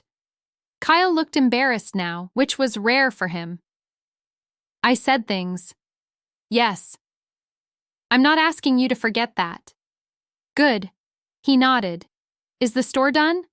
I looked at Marlene. She answered him. Without the refinance and without Leah's transfer, it's in default unless Dennis finds capital fast. How fast? Friday. Kyle laughed once. Of course. Friday. The word sat on all of us. Nora said, Kyle, do you want to comment? He looked at her like she had asked him to remove a tooth. No. Then he changed his mind. Actually, yes. He looked at the recorder. I was told my sister's business was a hobby. I repeated that. I was wrong. He stopped. Nora waited. That's all, he said. It was not enough. But it was true, and in my family, true was rare enough to notice. Kyle walked to the door, then turned back. Leah. Yes? Is there any way to separate the store from Dad? Marlene answered before I could. Not by Friday. Kyle nodded like he expected that. Okay. He left on foot down Main Street, past the diner, past the bank, past the hardware store with his own name waiting for him like a trap. Nora turned off her recorder. Marlene looked at me. You need a lawyer now. I know. I mean now. I heard you. Nora slipped her phone into her bag. My editor will call Dennis. We'll include his response. The cover line won't change. What is the cover line? I asked. She hesitated. Then she opened her folder and pulled out a proof sheet. There I was, not a glamour photo. Not dramatic. Just me at the packing table in the old post office, sleeves rolled, one hand on a stack of cream envelopes, the brass cubbies blurred behind me. Beside my face, in clean black type, it said, Mercer Paper House, $2.4 million from Main Street under that, smaller. How Leah Mercer built a national stationery brand from Millbrook's old post office. I stared at it until the words stopped moving. Nora said, After today, we're adding a sidebar. What sidebar? She looked at Marlene, then at me. Who funded whom? She said. The shop was quiet. I placed the proof sheet on the counter. I did not smile. I smoothed the corner with 2 fingers. Use the documents, I said. Nora nodded. I will. Marlene checked her watch. And Leah? I looked up. Friday morning is not the finish, she said. It's the next bill coming due. I knew that. Across Main Street, Mercer Hardware's sign hung over the sidewalk in the same black letters I had seen my whole life. For the first time, it looked less like a family legacy and more like an invoice nobody wanted to open. That afternoon, I called the lawyer Marlene gave me from the parking space behind the old post office. His name was Grant Bell. He had an office above a pharmacy in Dayton and a voice that sounded like he charged in 6-minute pieces. Are you safe right now? He asked. Yes. Is anyone in your shop? Tessa. Anyone from your family? No. Good. Don't meet with them alone. I looked through the back window at the alley. Dad's truck was not there. Kyle was not there. Mom's cream coat was not moving past the glass like a bad memory with buttons. Grant said, Do you have the original ACH authorization? Yes. Where? In a binder. Bring it to me. Tonight? Now. I almost said I had orders. It was automatic. The queue was still open on my laptop.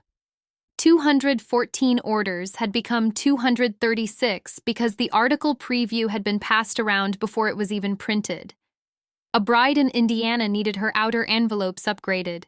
A planner shop in Oregon had approved 4,000 insert sheets.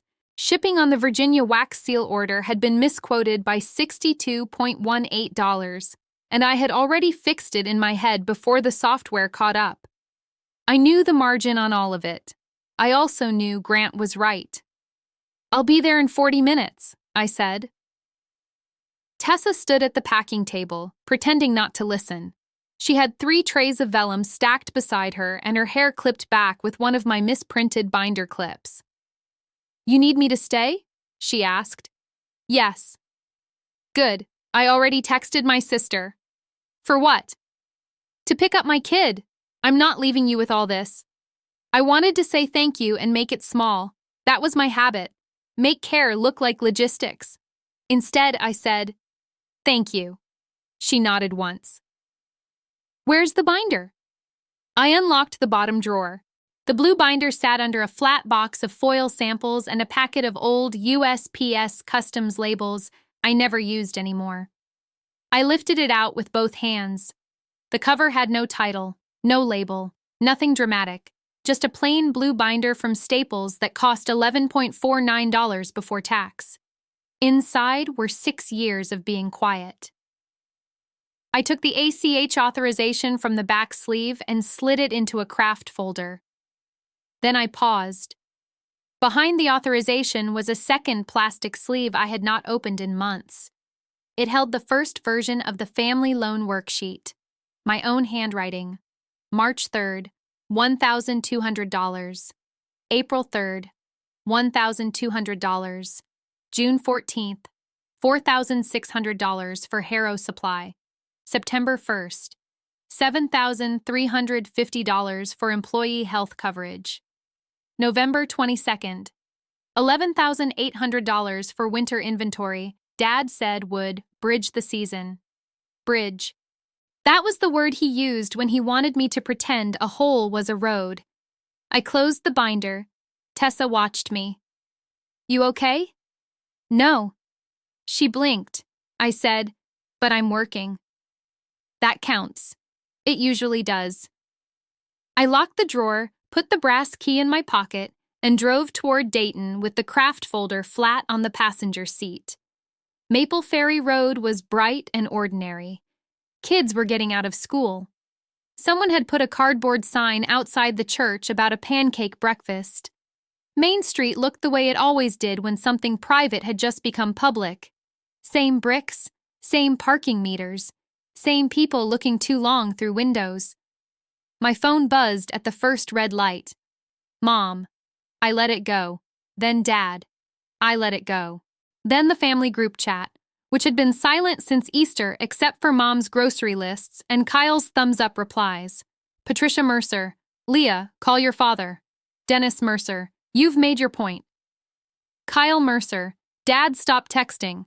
Dennis Mercer. Stay out of this. Patricia Mercer. We are still a family. I read that one twice. Family. As if the word itself made payments clear. I put the phone face down. Grant Bell's office smelled like toner and coffee. He was younger than his voice, maybe 40, with silver frames and a tie loosened at the neck. He did not waste time. He read the ACH authorization first, then the notice I had sent to the bank, then Marlene's summary sheet. After 5 minutes, he looked up. Your father signed this. Yes. And initialed the cancellation clause. Yes. Did he forget? I think he forgot I keep things. Grant's mouth tightened. That's different. He turned the page toward me and tapped the clause with one finger.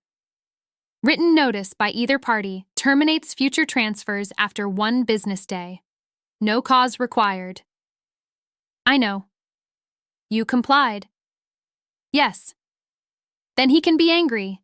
He can't force the transfer. I breathed out through my nose. Grant kept reading. But there's another issue. Of course there was. What issue? He pulled Marlene's summary closer. This line, Millbrook Community Bank refinance package, your business revenue attached as related party support. I didn't sign that. I believe you.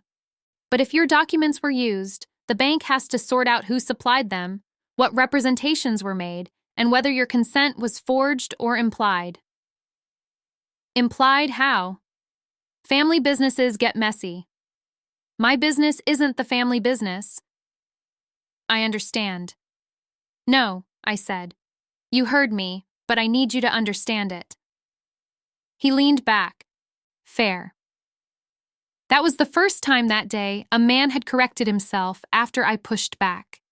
It should not have felt rare. It did. Grant said, then we separate the record. We send a preservation letter to the bank, Mercer Hardware, your father, and the magazine.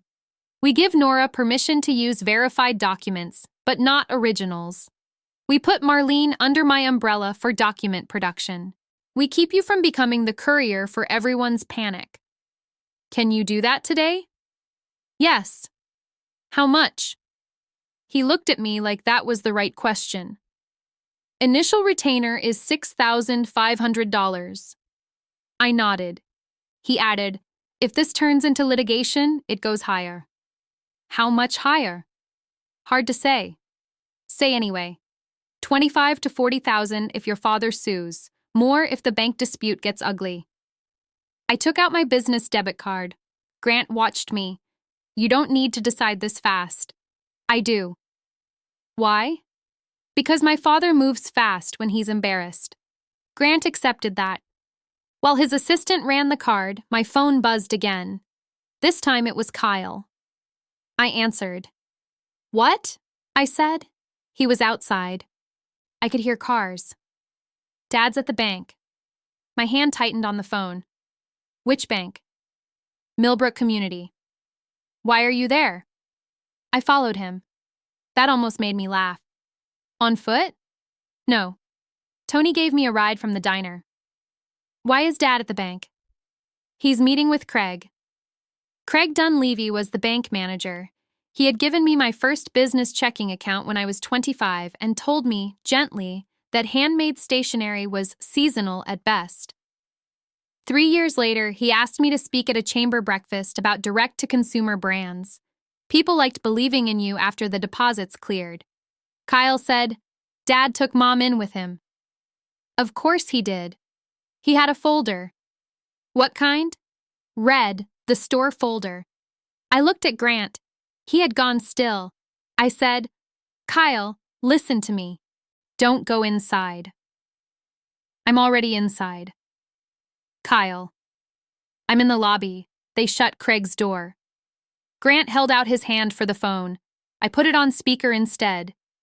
Grant said, Kyle, this is Grant Bell. I represent Leah. Do not record bank staff. Do not interrupt.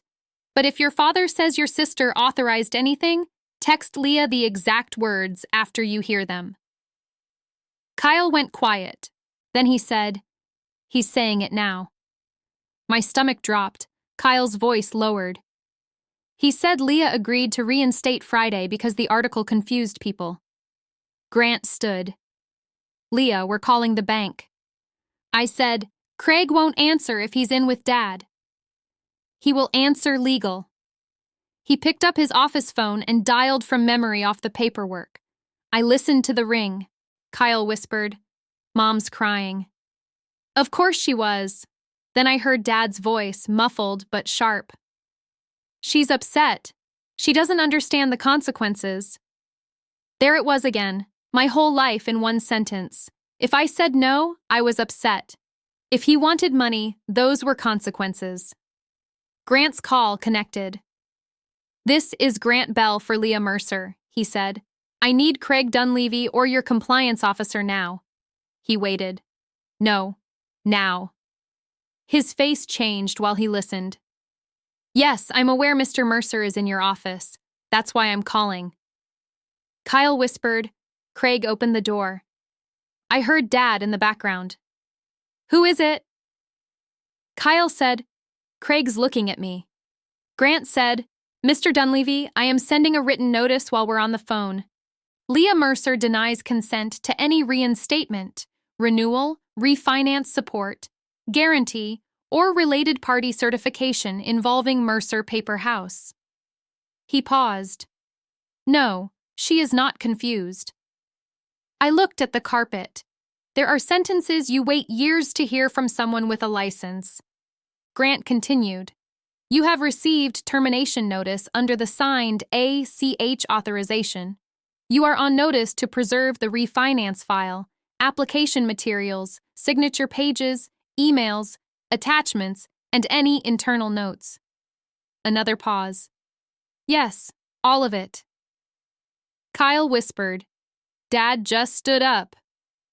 Grant's voice stayed flat. Then ask him to sit down. A long silence followed. Kyle breathed into the phone. Then Dad's voice came through clearer. Leah, if you can hear me, this is childish.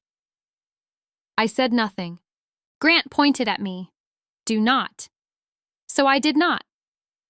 Dad said, You're letting strangers run your life. My face got hot. Strangers. Like the bank that held his debt. Like the lawyer who read the clause. Like the reporter who asked one clean question. Strangers were only strangers when they did not obey him. Craig's voice came through next. Dennis, we're going to pause this meeting. You don't have to pause anything.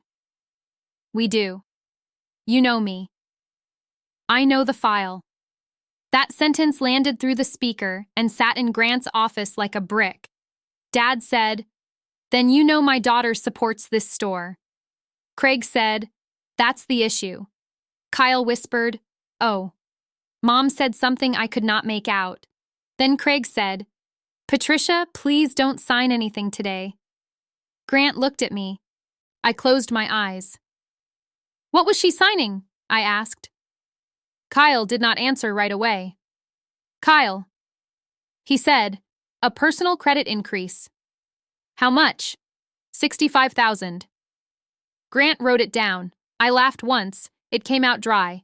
$65,000 on top of Mom's $41,312.77 already spread over 3 cards, and she still wanted me to help quietly. Grant said into the office phone, Mr. Dunleavy, do not allow my client's name to be used to support Patricia Mercer's extension. Craig said, Understood. Dad said, This is my bank. Craig's voice cooled. No, Dennis, it isn't. I looked at Grant. He gave me one small nod. Not victory. Not yet. Just the first door closing while I was not the one holding it shut. Kyle ended the call after Dad stormed out of the lobby. He texted me a minute later. Kyle Mercer. He threw the red folder in the truck. Kyle Mercer. Mom is still inside. Kyle Mercer. Craig asked her to stay. I paid Grant's retainer. $6,500. The receipt printed on heavy paper with a tiny tear at the top.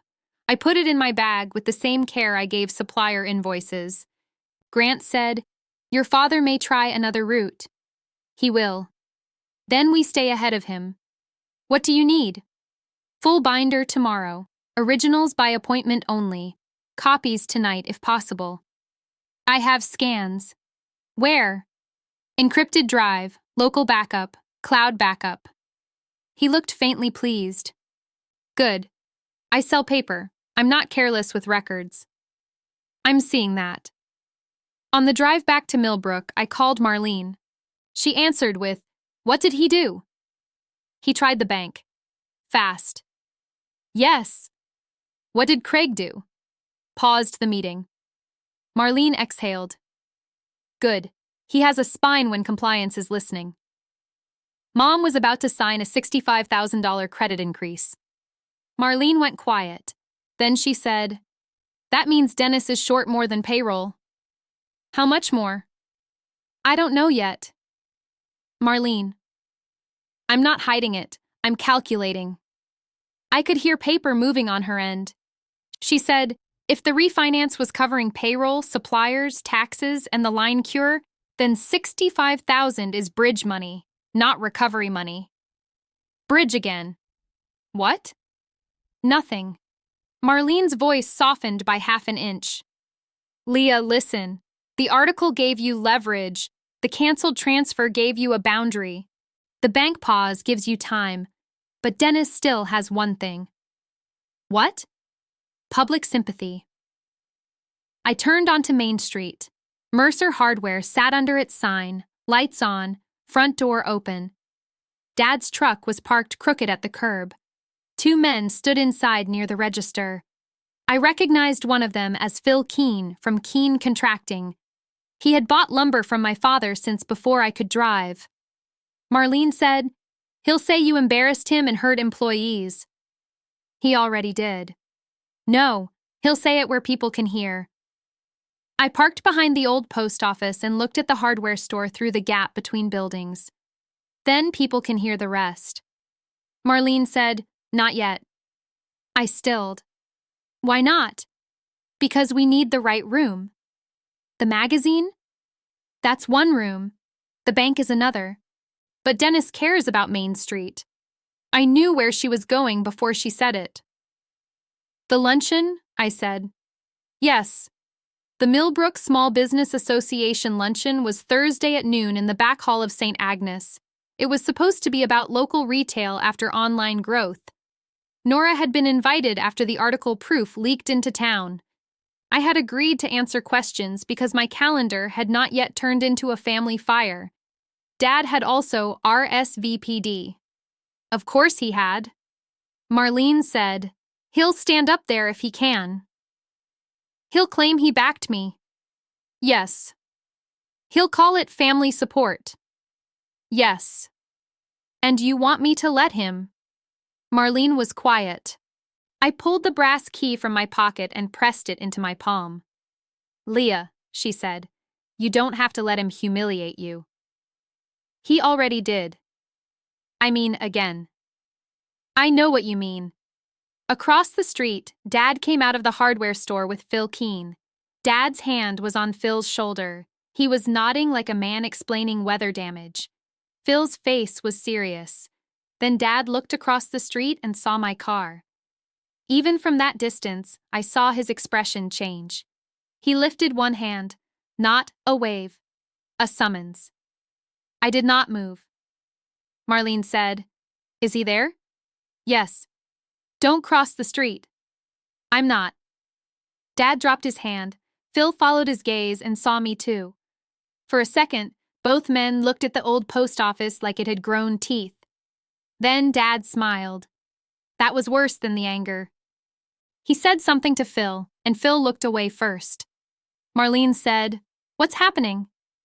"He's campaigning." "Then we document." "I'm tired of documenting." "I know." "No," I said. "I mean it. I'm tired of turning pain into folders." Marlene's voice changed. "Then let the folders work." That stayed with me. I went inside through the back. Tessa had packed 71 orders, flagged 11 address issues, and left a sticky note on my laptop. UPS pickup came early. I made him scan every bin. I almost smiled. Then I saw the voicemail count. 14. I did not play them all. I played the first one from Mom. "Leah, this is your mother. I don't know who that man was on the phone, but you need to stop making everything so formal. Your father is under pressure." Kyle is confused. I'm confused. We can fix this at home. Home, Maple Ferry Road, the dining room, the good plates, my father at the head of the table, turning numbers into disrespect if they came from me. I deleted nothing. I saved the voicemail to the folder Grant requested. The second voicemail was Dad. "You will call Craig tonight and correct this. I don't care what lawyer you hired. You don't understand the position you put everyone in. I have employees, I have vendors, I have real bills." Real bills. There it was. I played that part again. I have real bills. I saved it twice. Then I opened my accounting dashboard and pulled my own real bills from that week alone. Paper Mill Company, $18,430.92. Foil roll shipment, $3,218.40. Packaging, $2,106.77. Payroll for Tessa and 2 part-time assemblers, $5,840. Shipping labels, $9,611.33. Ad spend, $12,000 even. Software subscriptions, $742.19. Sales tax escrow, $16,500 and 9.64. Real enough to pay, real enough to track, real enough that nobody in my family had ever asked how I handled them. Tessa came back from the front with her coat half on. "There's a man out front," she said. "Who?" "Phil Keene." I closed the laptop. "Let him in." Phil stepped inside like he expected a trap. He was broad, gray at the temples, with sawdust still caught in one sleeve. He did not look at the wax seals or the invitation samples. Men like Phil always looked at my shop as if it might require vocabulary they did not want to use. "Leah," he said. "Phil, your dad said you're stopping payments." "That's true." His jaw worked. "You know that puts folks in a bind." "What folks?" He glanced at Tessa. "She can hear it," I said. Phil shifted. "Suppliers, trades, people waiting to get paid." "How much does he owe you?" He looked annoyed. "That's between me and Dennis." "Then why are you here?" He did not like that. Good. He took his cap off. "He said you were part of the refinance package." "I'm not." He said the magazine twisted it. It didn't. He said you built that business off Mercer Hardware's customer base. I looked around the shop, at the shelves of ribbon, the bins of envelopes, the packing scale, the order board with names from Portland, Nashville, Phoenix, Boston. "Do your contractors buy wedding vellum from me, Phil?" His face reddened. Tessa turned her head fast and coughed into her sleeve. Phil said, "That's not what I meant." "It's what he meant." He rubbed his cap between both hands. "He owes me $22,480. There it was, a new number, a new person Dad had brought to my door instead of paying. For what? Commercial lock sets, fasteners, job site supplies, some special orders. Dates? Last fall through February. Did he tell you I'd cover it? Phil looked away. I waited. He said family money was coming in Friday. I felt something settle in my chest. Not surprise, confirmation. Tessa whispered, "Wow." Phil looked embarrassed now. "I'm not trying to get in your business. You're standing in it." He nodded once. "Fair." I reached for a blank order pad and wrote Grant's email address. "Send your invoices here. My lawyer is collecting claims tied to my name." Phil took the paper, but did not leave. "Dennis said you'd say that." "What else did Dennis say?" "That you got too big for Millbrook." I thought of Mom's gravy fork, Kyle's glitter joke, Dad's expensive hobby. All of it had been a leash dressed up as concern. "Phil," I said, "I ship more orders to California in a week than my father rings up on Maple Ferry Road in a month. I didn't get too big for Millbrook. I got too expensive for his lie." Phil stared at me. The room went very still. Then he put the cap back on. "I'll send the invoices," he said. "Good."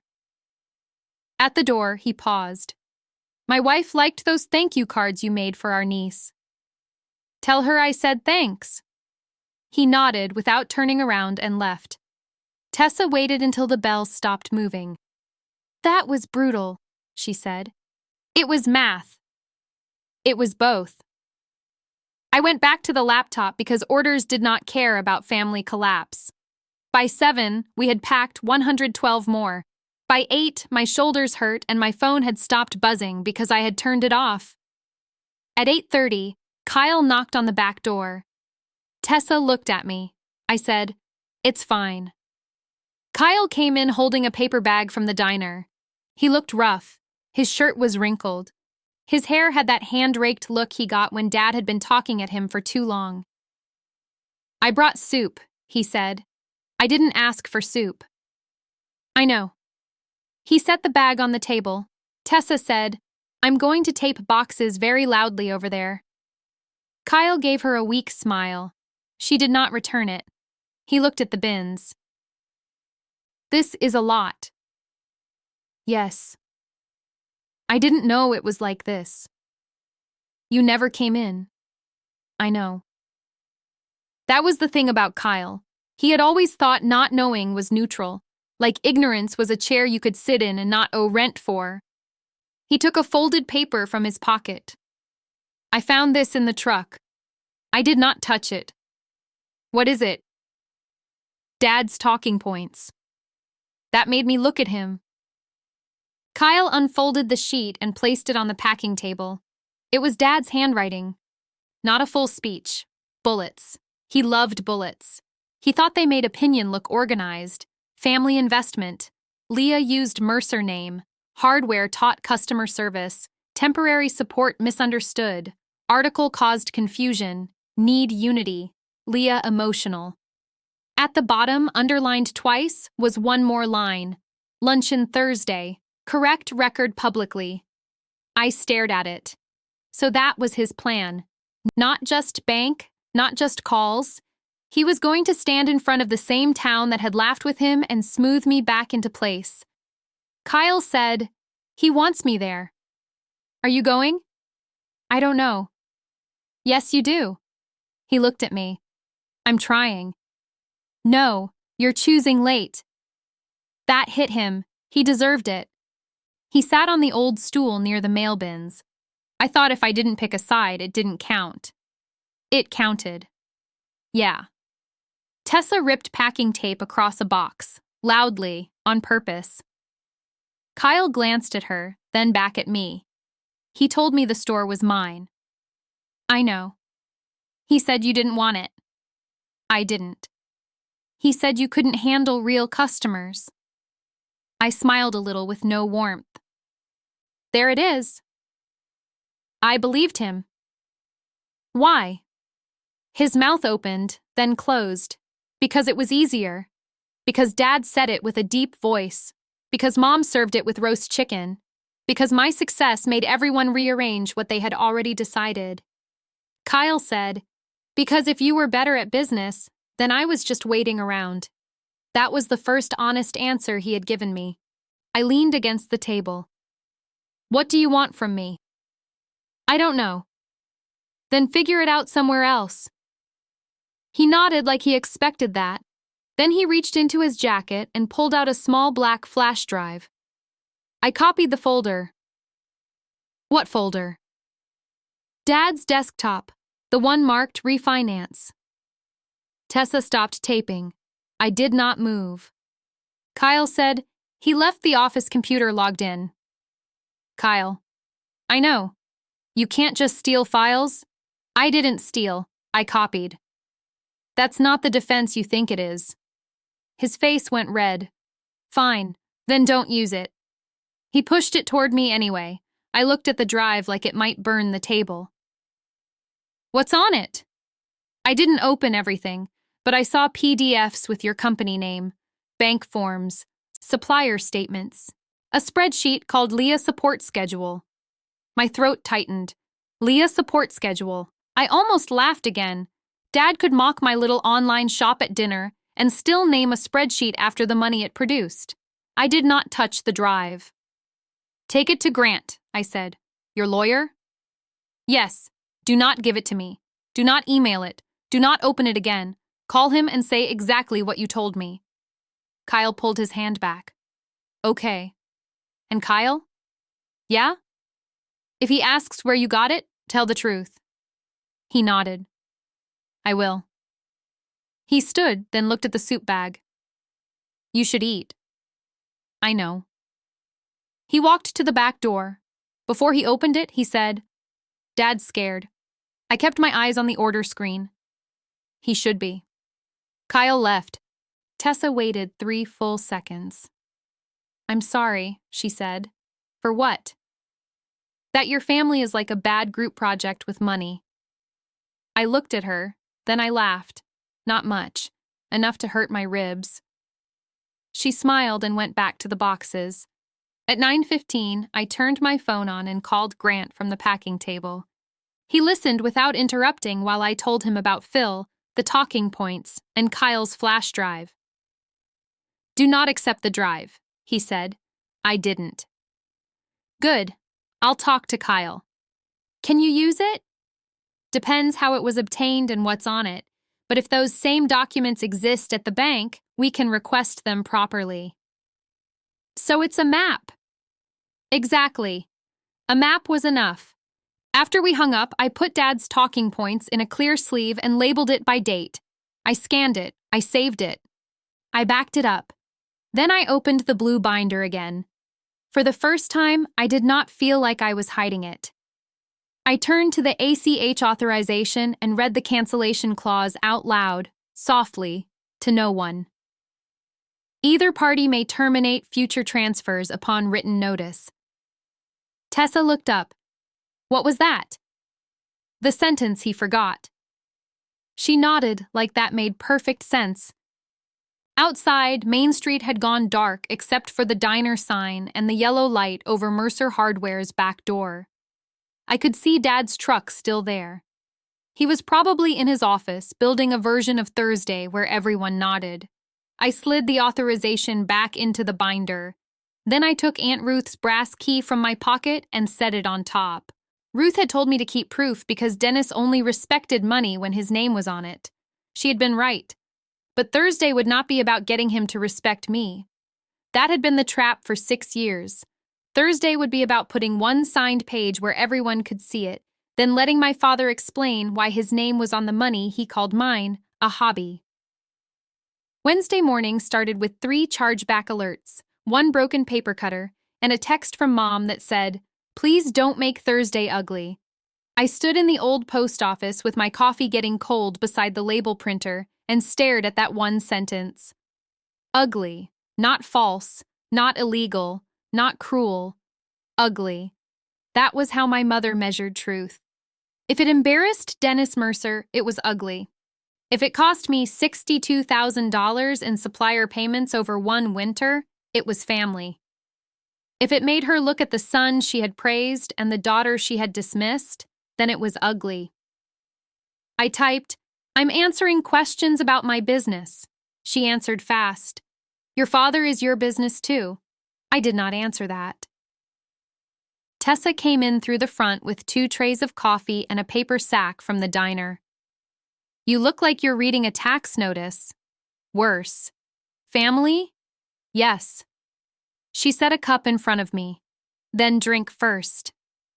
"I have to fix these chargebacks." Already did too. Both were duplicate billing questions. I sent tracking and proof of delivery. I looked up. "You did? You trained me." That landed harder than it should have. In my family, being trained meant being told where you fell short. In my shop, it meant someone could stand in my place for 5 minutes and the floor would not cave in.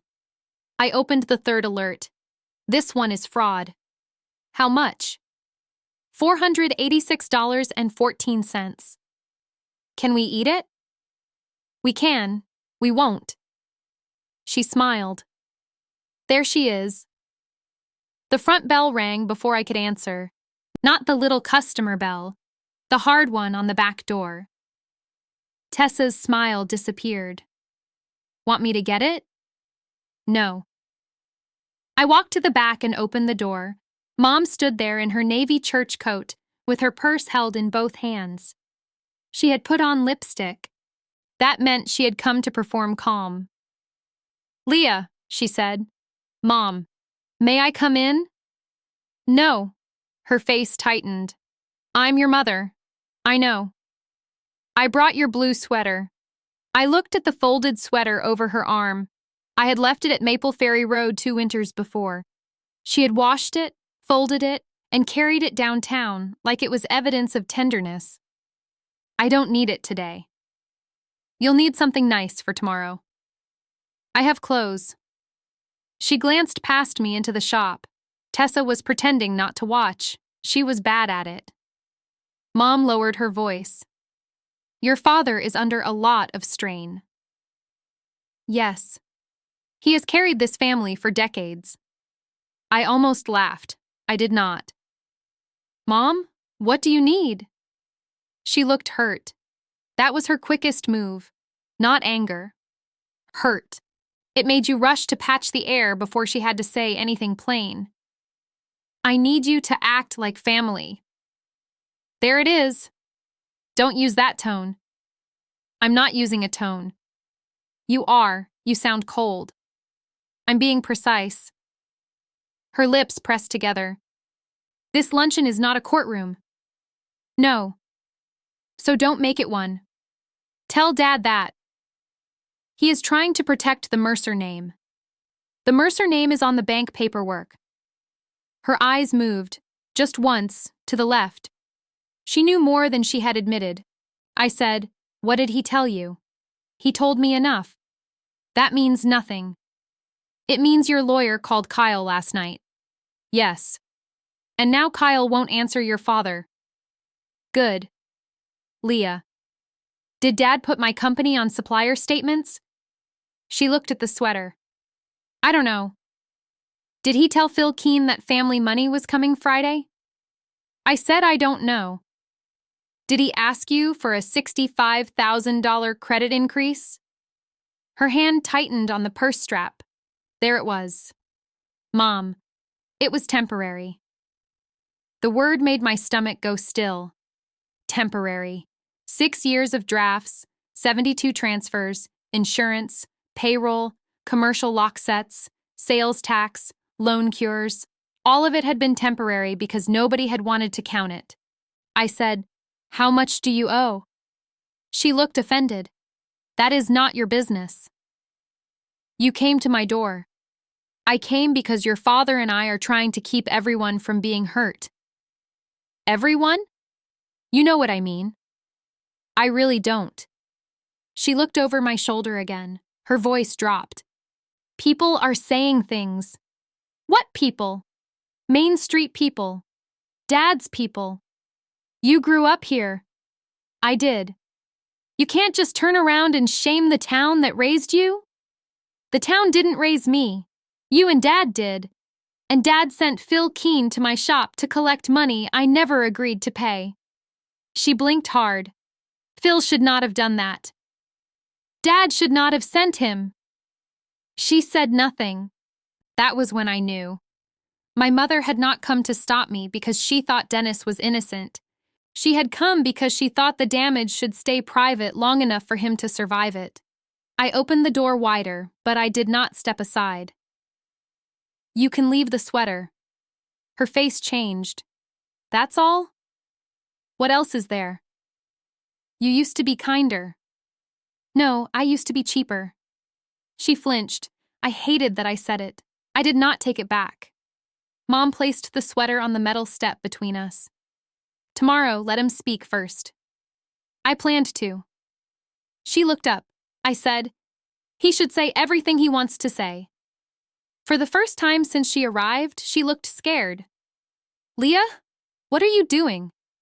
I'm answering questions about my business. She picked up the sweater again. Pride beat practicality by 1 second. Then she turned and walked to her car. Tessa waited until Mom pulled away. So she knows. She knows enough to be afraid. Are you okay? No. Do you want me to take over packing? Yes. That was the most honest answer I had given all week. At noon, Marlene came through the front with a file box and her reading glasses around her neck. Grant followed behind her in a gray coat that looked too expensive for Millbrook slush. Tessa whispered, "That is a lawyer coat." Grant heard her. "It's a sale coat." "She likes you now," I said. "I'll treasure it." Marlene put the file box on the packing table. Kyle called. I know. He brought the drive to Grant's office. Grant said, "We did not review the contents as evidence. We used Kyle's description to request documents already held by the bank and 2 suppliers." Did that work? Marlene opened the file box and pulled out a stack of paper-clipped copies. It worked enough. My hands went cold. What are those? Vendor aging reports sent to the bank with your company listed as support income. I reached for the table. Grant said, Dennis represented the transfers as recurring business support from Mercer Paper House.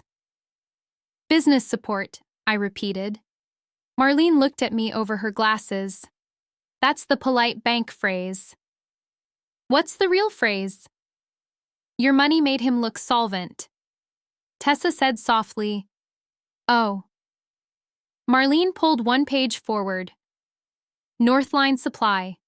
Past due, $38,912.06.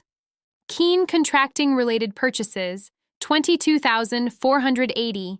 Millbrook Mutual Insurance, $13,274. Payroll shortfall listed at $19,600. State tax notice, $41,823. I knew most of those numbers. Hearing them together still felt different. Grant placed another document beside them. And this. It was not from Kyle's drive. It was the bank's copy of the ACH authorization. My father's signature sat at the bottom. Dennis Mercer, beneficiary, Mercer Hardware operating account. Marlene tapped the second page. Read line 7. I did. Either party may terminate future transfers upon written notice. I already sent notice, I said. Yes, Grant said, but tomorrow, Marlene can read the clause if Dennis puts the funding story in issue. If? Grant's mouth moved almost into a smile. He will. Marlene slid one more sheet from the file. It was not bank paper. It was a printed email from Heartland Business Monthly. What is that? From Nora, she said. She sent the transcript excerpt. I did not touch it. Which part? The interview question to Dennis. Grant said, the magazine asked him who provided the early funding for Mercer Paper House because his name appeared on an old transfer agreement. I stared at him. Nora asked Dad that? She did. What did he say? Marlene read from the page. Dennis Mercer declined to answer directly, but stated that family businesses often share resources. Family businesses. I pressed my palm flat on the packing table. There was the quiet activation. Dad thought Thursday was about him correcting the magazine. He did not know the magazine had already caught the hinge. He did not know the bank had the same page. He did not know Marlene had kept the boring copies in the boring files he never bothered to respect. I said, Can Nora be there tomorrow? She already planned to attend, Grant said. Did Dad know? No. Good. I looked at the file box. What do you need from me? Grant said, Stay calm. Let him talk. Do not accuse him of anything beyond what the documents show. Marlene said, And don't soften it for your mother. That one went under my ribs. I'm not sure I can watch her face. Marlene's voice got very quiet. Then watch the page. Thursday came with rain. Not dramatic rain. Just Ohio rain, flat and cold, hitting Main Street in thin lines that made every brick look darker. I wore black pants, a cream blouse, and the gold hoops Aunt Ruth had given me when I turned 21. I did not wear Mom's sweater. Tessa met me at the shop at 10 with a lint roller and 2 printed order reports. In case somebody asks about today's numbers, she said. What are they? 318 open orders. Average order value, $142.19. Rush orders, 27. Nothing late. I took the reports. You're terrifying. I learned from a woman who doesn't argue with math. I almost smiled. Stay here. Are you sure? Yes. If my father starts a fire in public, someone still has to ship envelopes. She nodded. Call me after. I will. Saint. Agnes sat 2 blocks off Main with a parish hall that smelled like coffee, floor wax, and baked chicken. The Millbrook Small Business Association banner hung crooked over the folding tables. Someone had put yellow carnations in jars. The room was already half full when I walked in. People turned. That was the first cost of the magazine. Before the cover, people in Millbrook looked past me and saw Dennis Mercer's daughter. After the cover, they looked at me and tried to decide if they had ever said something stupid near me. Phil Keene stood near the coffee urn. He gave me one short nod. I returned it. Nora was at the back with a recorder clipped to her bag. She did not wave. She just met my eyes and looked down at her notebook. Marlene sat near the aisle with the file box under her chair. Grant stood along the wall. Mom and Dad came in at 11:54. Dad wore his navy blazer, the one he wore when he wanted people to remember he had once been president of the chamber. Mom wore gray and pearls. Kyle came in behind them, pale and quiet. Dad saw me near the front table and smiled for the room. "Leah," he said. "Dad. Big day." "Yes." He leaned close enough that nobody else could hear. "Don't make me correct you." Inside, something in me went still and clean. Outside, I said, "You should say what you came to say." His smile sharpened. "I intend to." Lunch was served on paper plates: chicken salad, rolls, pasta salad, coffee in foam cups. People made small talk around me like the room had a loose wire. The association president, Carol Vance, tapped the microphone at noon. "Thank you all for coming. We're here to talk about local retail in a digital market. And of course, we want to congratulate our own Leah Mercer, whose company, Mercer Paper House, was featured in Heartland Business Monthly." Polite applause filled the hall. I stood because Carol gestured for me to stand. I nodded once and sat back down. Dad clapped longer than everyone else. That was the first lie. Carol continued. "We'll start with a few questions for Leah, then open the floor." She asked about shipping. I answered. She asked about hiring. I answered. She asked how a business in Millbrook reached customers in all 50 states. I said, systems, margins, repeat customers, and knowing what each order costs before you buy the paper. A few people laughed. Dad did not. Then Carol said, "A lot of folks were surprised by the revenue number on the cover. 2.4 million is a remarkable figure for a homegrown business. What was the turning point?" I felt Dad shift behind me. "The turning point was when I stopped pricing like I needed permission," I said. "I raised my minimum order, moved into the old post office, and stopped treating labor as free." Marlene's eyes stayed on her water cup. Carol nodded. "And funding? A lot of small shops struggle there." There it was. I kept my voice even. "I funded growth through sales, a small equipment loan, and reinvested profit." Dad stood. He did not wait for the microphone. "Carol, if I may." The room turned toward him the way Millbrook rooms always turn toward Dennis Mercer, like his voice had a hook in the ceiling. Carol hesitated. "Dennis, we'll have open questions after." "It's relevant," he said, "and I think Leah is being modest." Modest. I placed my hands in my lap. Dad walked toward the front. He moved slowly, with that comfortable public ownership he had practiced for 30 years at pancake breakfasts and zoning meetings. "I'm proud of my daughter," he said. People softened at once. I saw it happen. That article was exciting for all of us, but it left out something important. Leah didn't build in a vacuum. She built with family behind her, with the Mercer name, with what she learned at Mercer Hardware. He turned to me. "The truth is, every business needs backing. Sometimes financial, sometimes practical, sometimes just a father who believes before the numbers are pretty." My mouth stayed closed. He looked at the crowd. "When Leah was starting out, we helped. We opened doors, we shared resources, and I don't regret it. That's what family does." Mom looked down at her plate. Kyle stared at the floor. Dad's voice warmed. Now, I know success can create confusion. Magazine covers can make things look simple. They can make a little online shop look like it appeared overnight. Little online shop. The phrase moved through the room and came back to me with every Sunday dinner attached. Dad smiled. But those of us who were there know better. Carol reached for the microphone. Thank you, Dennis. I think Leah can respond. I'm not finished, he said. That was his mistake. Marlene stood. She did not rush.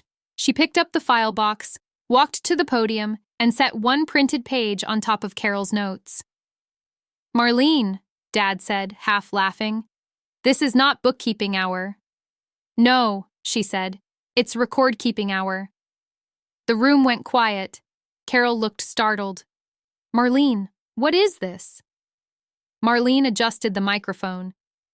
This is a signed ACH authorization between Mercer Paperhouse and Mercer Hardware, dated May 17th, 6 years ago.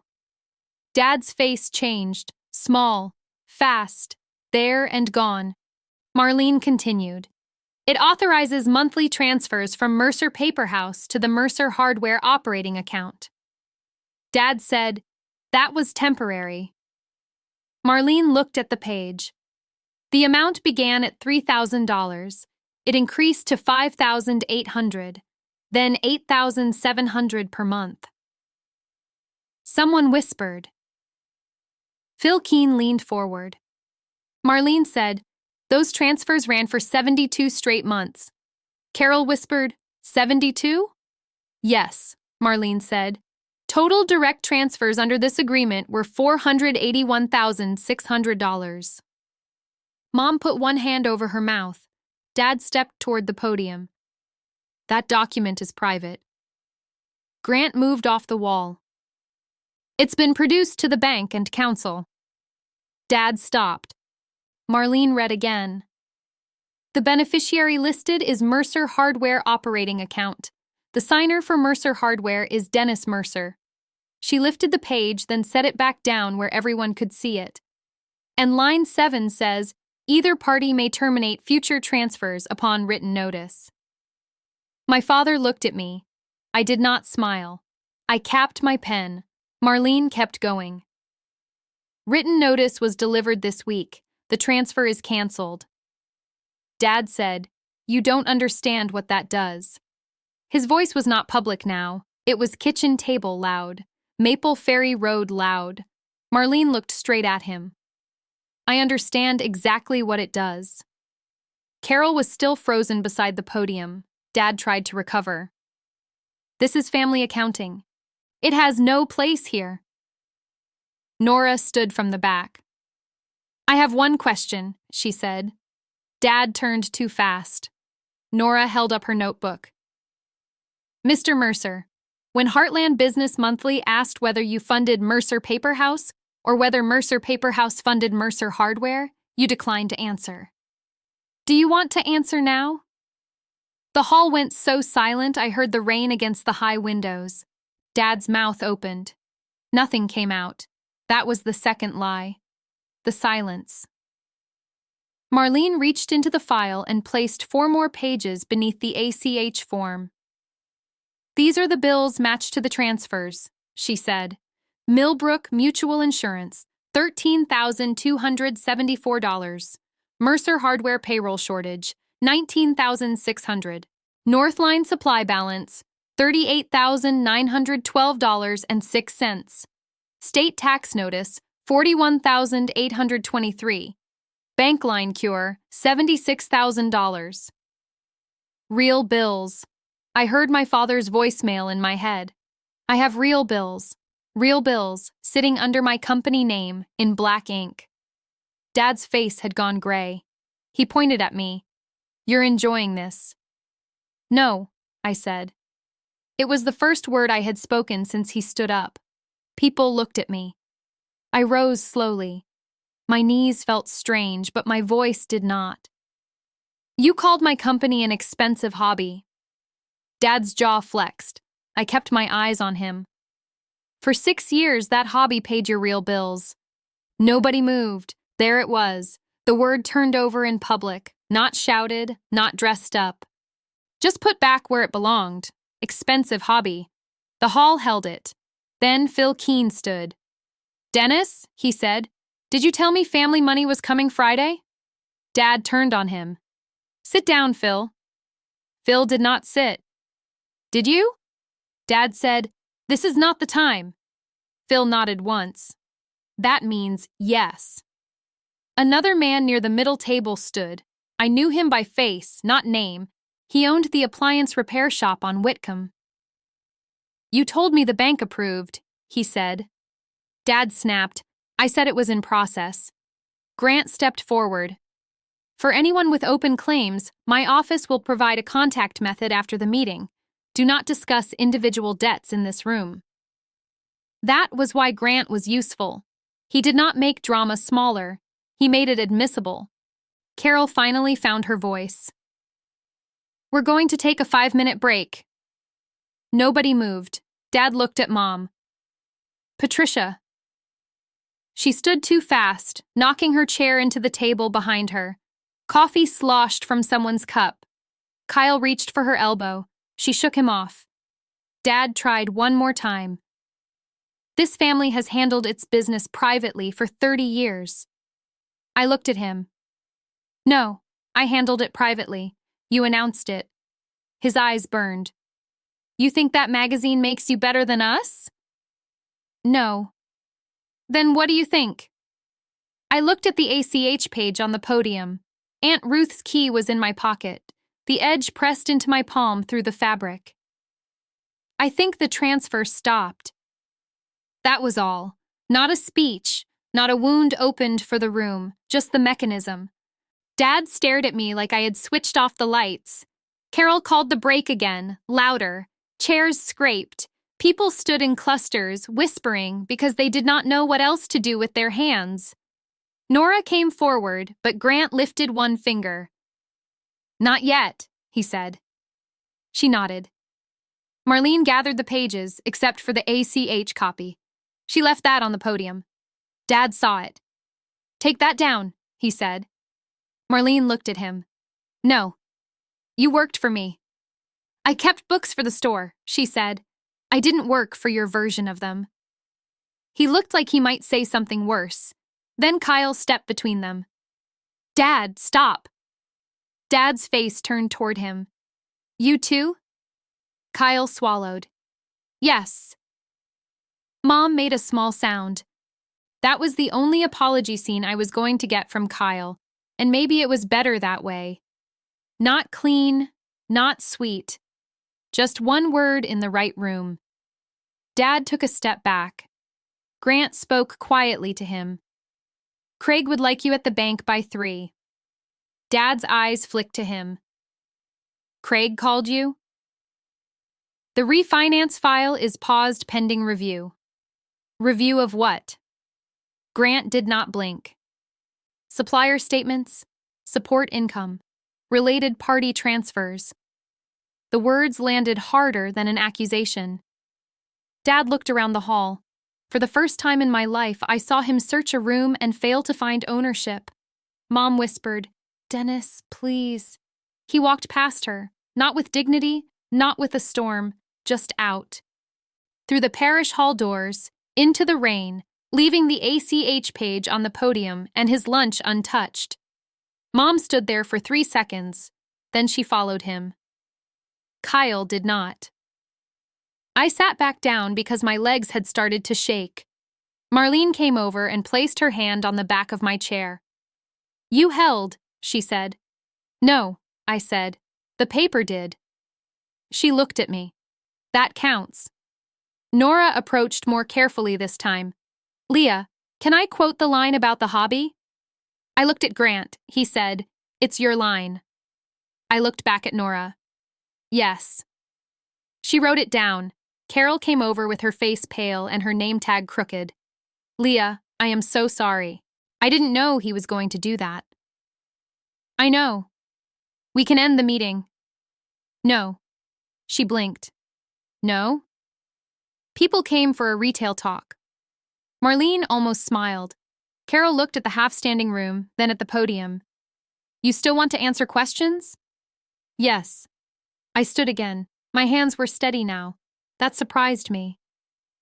Carol returned to the microphone, removed the ACH page with 2 fingers, and handed it to Grant. Then she cleared her throat. We're going to continue, she said.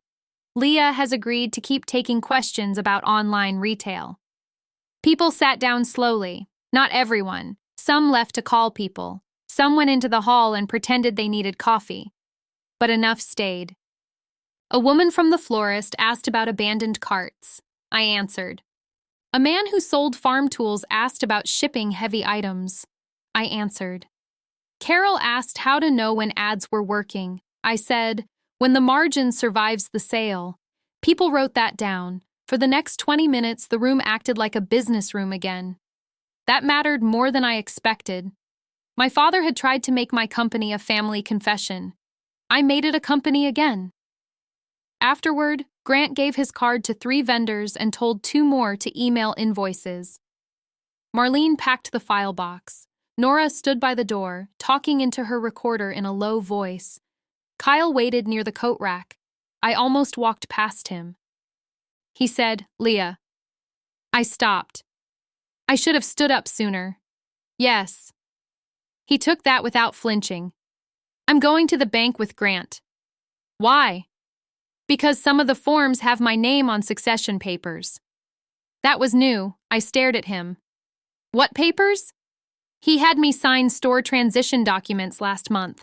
I thought it was ownership planning. Grant came over behind him. We'll review them. I looked at Kyle. Did you read them? His face answered before his mouth did. No, he said. There it was, the cost of being the chosen one. He had been handed the thing he thought he deserved, and he had not even looked for the hook. I said, read everything now. I will. Don't say that like a promise, do it like a job. He nodded. Okay. That was enough. Outside, the rain had slowed to mist. Main Street looked ordinary again, which felt rude. The diner sign blinked. Mercer Hardware's awning sagged at one corner. Dad's truck was gone. Marlene walked beside me to the curb. Craig will call by end of day, she said. Grant will handle the rest. What's the rest? Formal cancellation acknowledgement, bank review, vendor claim notices, possible repayment demand if the bank decides the statements were materially misleading. Will they? She looked at Mercer Hardware down the street. I think Craig already knows. I watched a car pass through a shallow puddle. Marlene? Yes. Did Ruth know it would get this bad? She took off her glasses and wiped rain from one lens with her sleeve. Ruth knew Dennis. That was enough. The brass key sat heavy in my pocket. I drove back to the old post office instead of Maple Ferry Road. The shop was warm when I opened the door. Tessa had packed 149 orders and left a sticky note on the scale. No late shipments. Also, eat something. I stood there with my coat still on, listening to the printers, the tape gun, the small, ordinary sounds of a business that had never needed my father to name it real. Then my phone buzzed. Craig Turner, I answered. He did not waste time. Leah, the bank has acknowledged your cancellation notice. No further automatic transfers will be drawn from Mercer Paper House under that authorization. I closed my eyes. Thank you. There will be a review. I understand. We may need records. You'll have them. He paused. For what it's worth, your records are cleaner than most companies 10 times your size. I looked at the packing table, the blue binder locked in the drawer, and Aunt Ruth's key in my palm. I sell paper, I said. I told you I wasn't careless. This time, when he laughed, it sounded real. The bank moved faster than Millbrook usually moved for anything. Craig called again 2 days later, this time with a name for it. Related Party Financial Misrepresentation Review. He said the words carefully, like he was reading them off a form, because he was. What happens to the refinance? I asked. Paused. Possibly denied. Depends what the supplier audit shows. And if it's denied? Then Mercer Hardware operates on what it actually earns, he said. Same as everybody else. I sat with that for a second. 6 years, my father had not operated on what he actually earned. He'd operated on what I earned, wearing his name. Kyle called before I even set the phone down. I read them, he said. All of it. And? The succession papers put me on the hook for the hardware store's debt. Not just the building, the line of credit, the supplier balance. All of it, the second Dad steps back. I closed my eyes. Did he tell you that part? No, Kyle said. He told me I'd be running things. He didn't mention I'd be running them underwater. I heard something in his voice I hadn't heard in years. Not whining. Not the little brother shrug he used at every dinner table where Dad handed him credit he hadn't earned. Just plain fear, finally pointed at the right target. So what are you going to do? I asked. Grant's helping me unwind my signature. There's a window. I'm not stepping into that. Good, I said, and I meant it. Not because I wanted to protect him, because I knew exactly what it costs to spend years propping up somebody else's version of success. I wasn't going to watch him do it too, even if he'd laughed at my glitter for a decade. Leah, he said. I'm sorry I let him say the things he said, about the shop, about you. I know. That's not enough, is it? No, I said. But it's a start. Start using it instead of saying it. He was quiet a moment. Okay. That was the one apology I let land. I didn't need 5 people crying in my kitchen. I needed the one person who could actually change his own signature to change it. Marlene came by the old post office that Thursday with a folder thinner than the one she'd carried into the luncheon. Bank pulled Dennis's supplier statements, she said. Compared them to what Northline Supply actually billed. Found gaps. How big? $22,000, dressed up as paid when it wasn't. I didn't feel triumphant. I felt tired in a way that had nothing to do with sleep. What happens with that? Fraud referral, most likely. Bank doesn't have to press it. But they will, because Craig Turner doesn't like being lied to twice. 2 weeks later, I drove past Mercer Hardware on my way to the shipping supplier and saw the sign. Not the big painted one over the door. A smaller one, taped in the window. Liquidation sale. Everything must go. I didn't stop the car. I didn't need to see the inside of it to know what that sign meant. My father had spent 30 years building a name that meant something in this town, and it had taken 6 years of somebody else's money to hide the fact that the name alone had stopped paying its bills a long time ago. Carol Vance called the shop the following week, her voice careful in a way it hadn't been at the luncheon. The association's putting together new lending guidelines, she said, for members who reference family backing on loan applications. We want a disclosure line, something that asks directly. Related party transfers, yes or no? Why call me? Because Phil Keene asked for it, she said. After what happened. He said if the bank had asked Dennis that question in writing 5 years ago, none of this gets as bad as it got. He doesn't want the next person in that room to find out at a luncheon. I thought about Phil, standing up in that hall, asking one direct question because he needed to know if his own money was safe. Tell him I said thank you. I will. Carol paused. For what it's worth, Leah, the guidelines got your business listed as the example of clean books. Not your father's, yours. I didn't say anything clever back. I just said, good, and let her get back to her meeting. My mother came to the old post office on a Tuesday, unannounced, in the same green cardigan she'd worn to 100 Sunday dinners. She stood in the doorway like she wasn't sure the floor would hold her. Your father's staying with his brother in Xenia for a while, she said, until we figure out the house.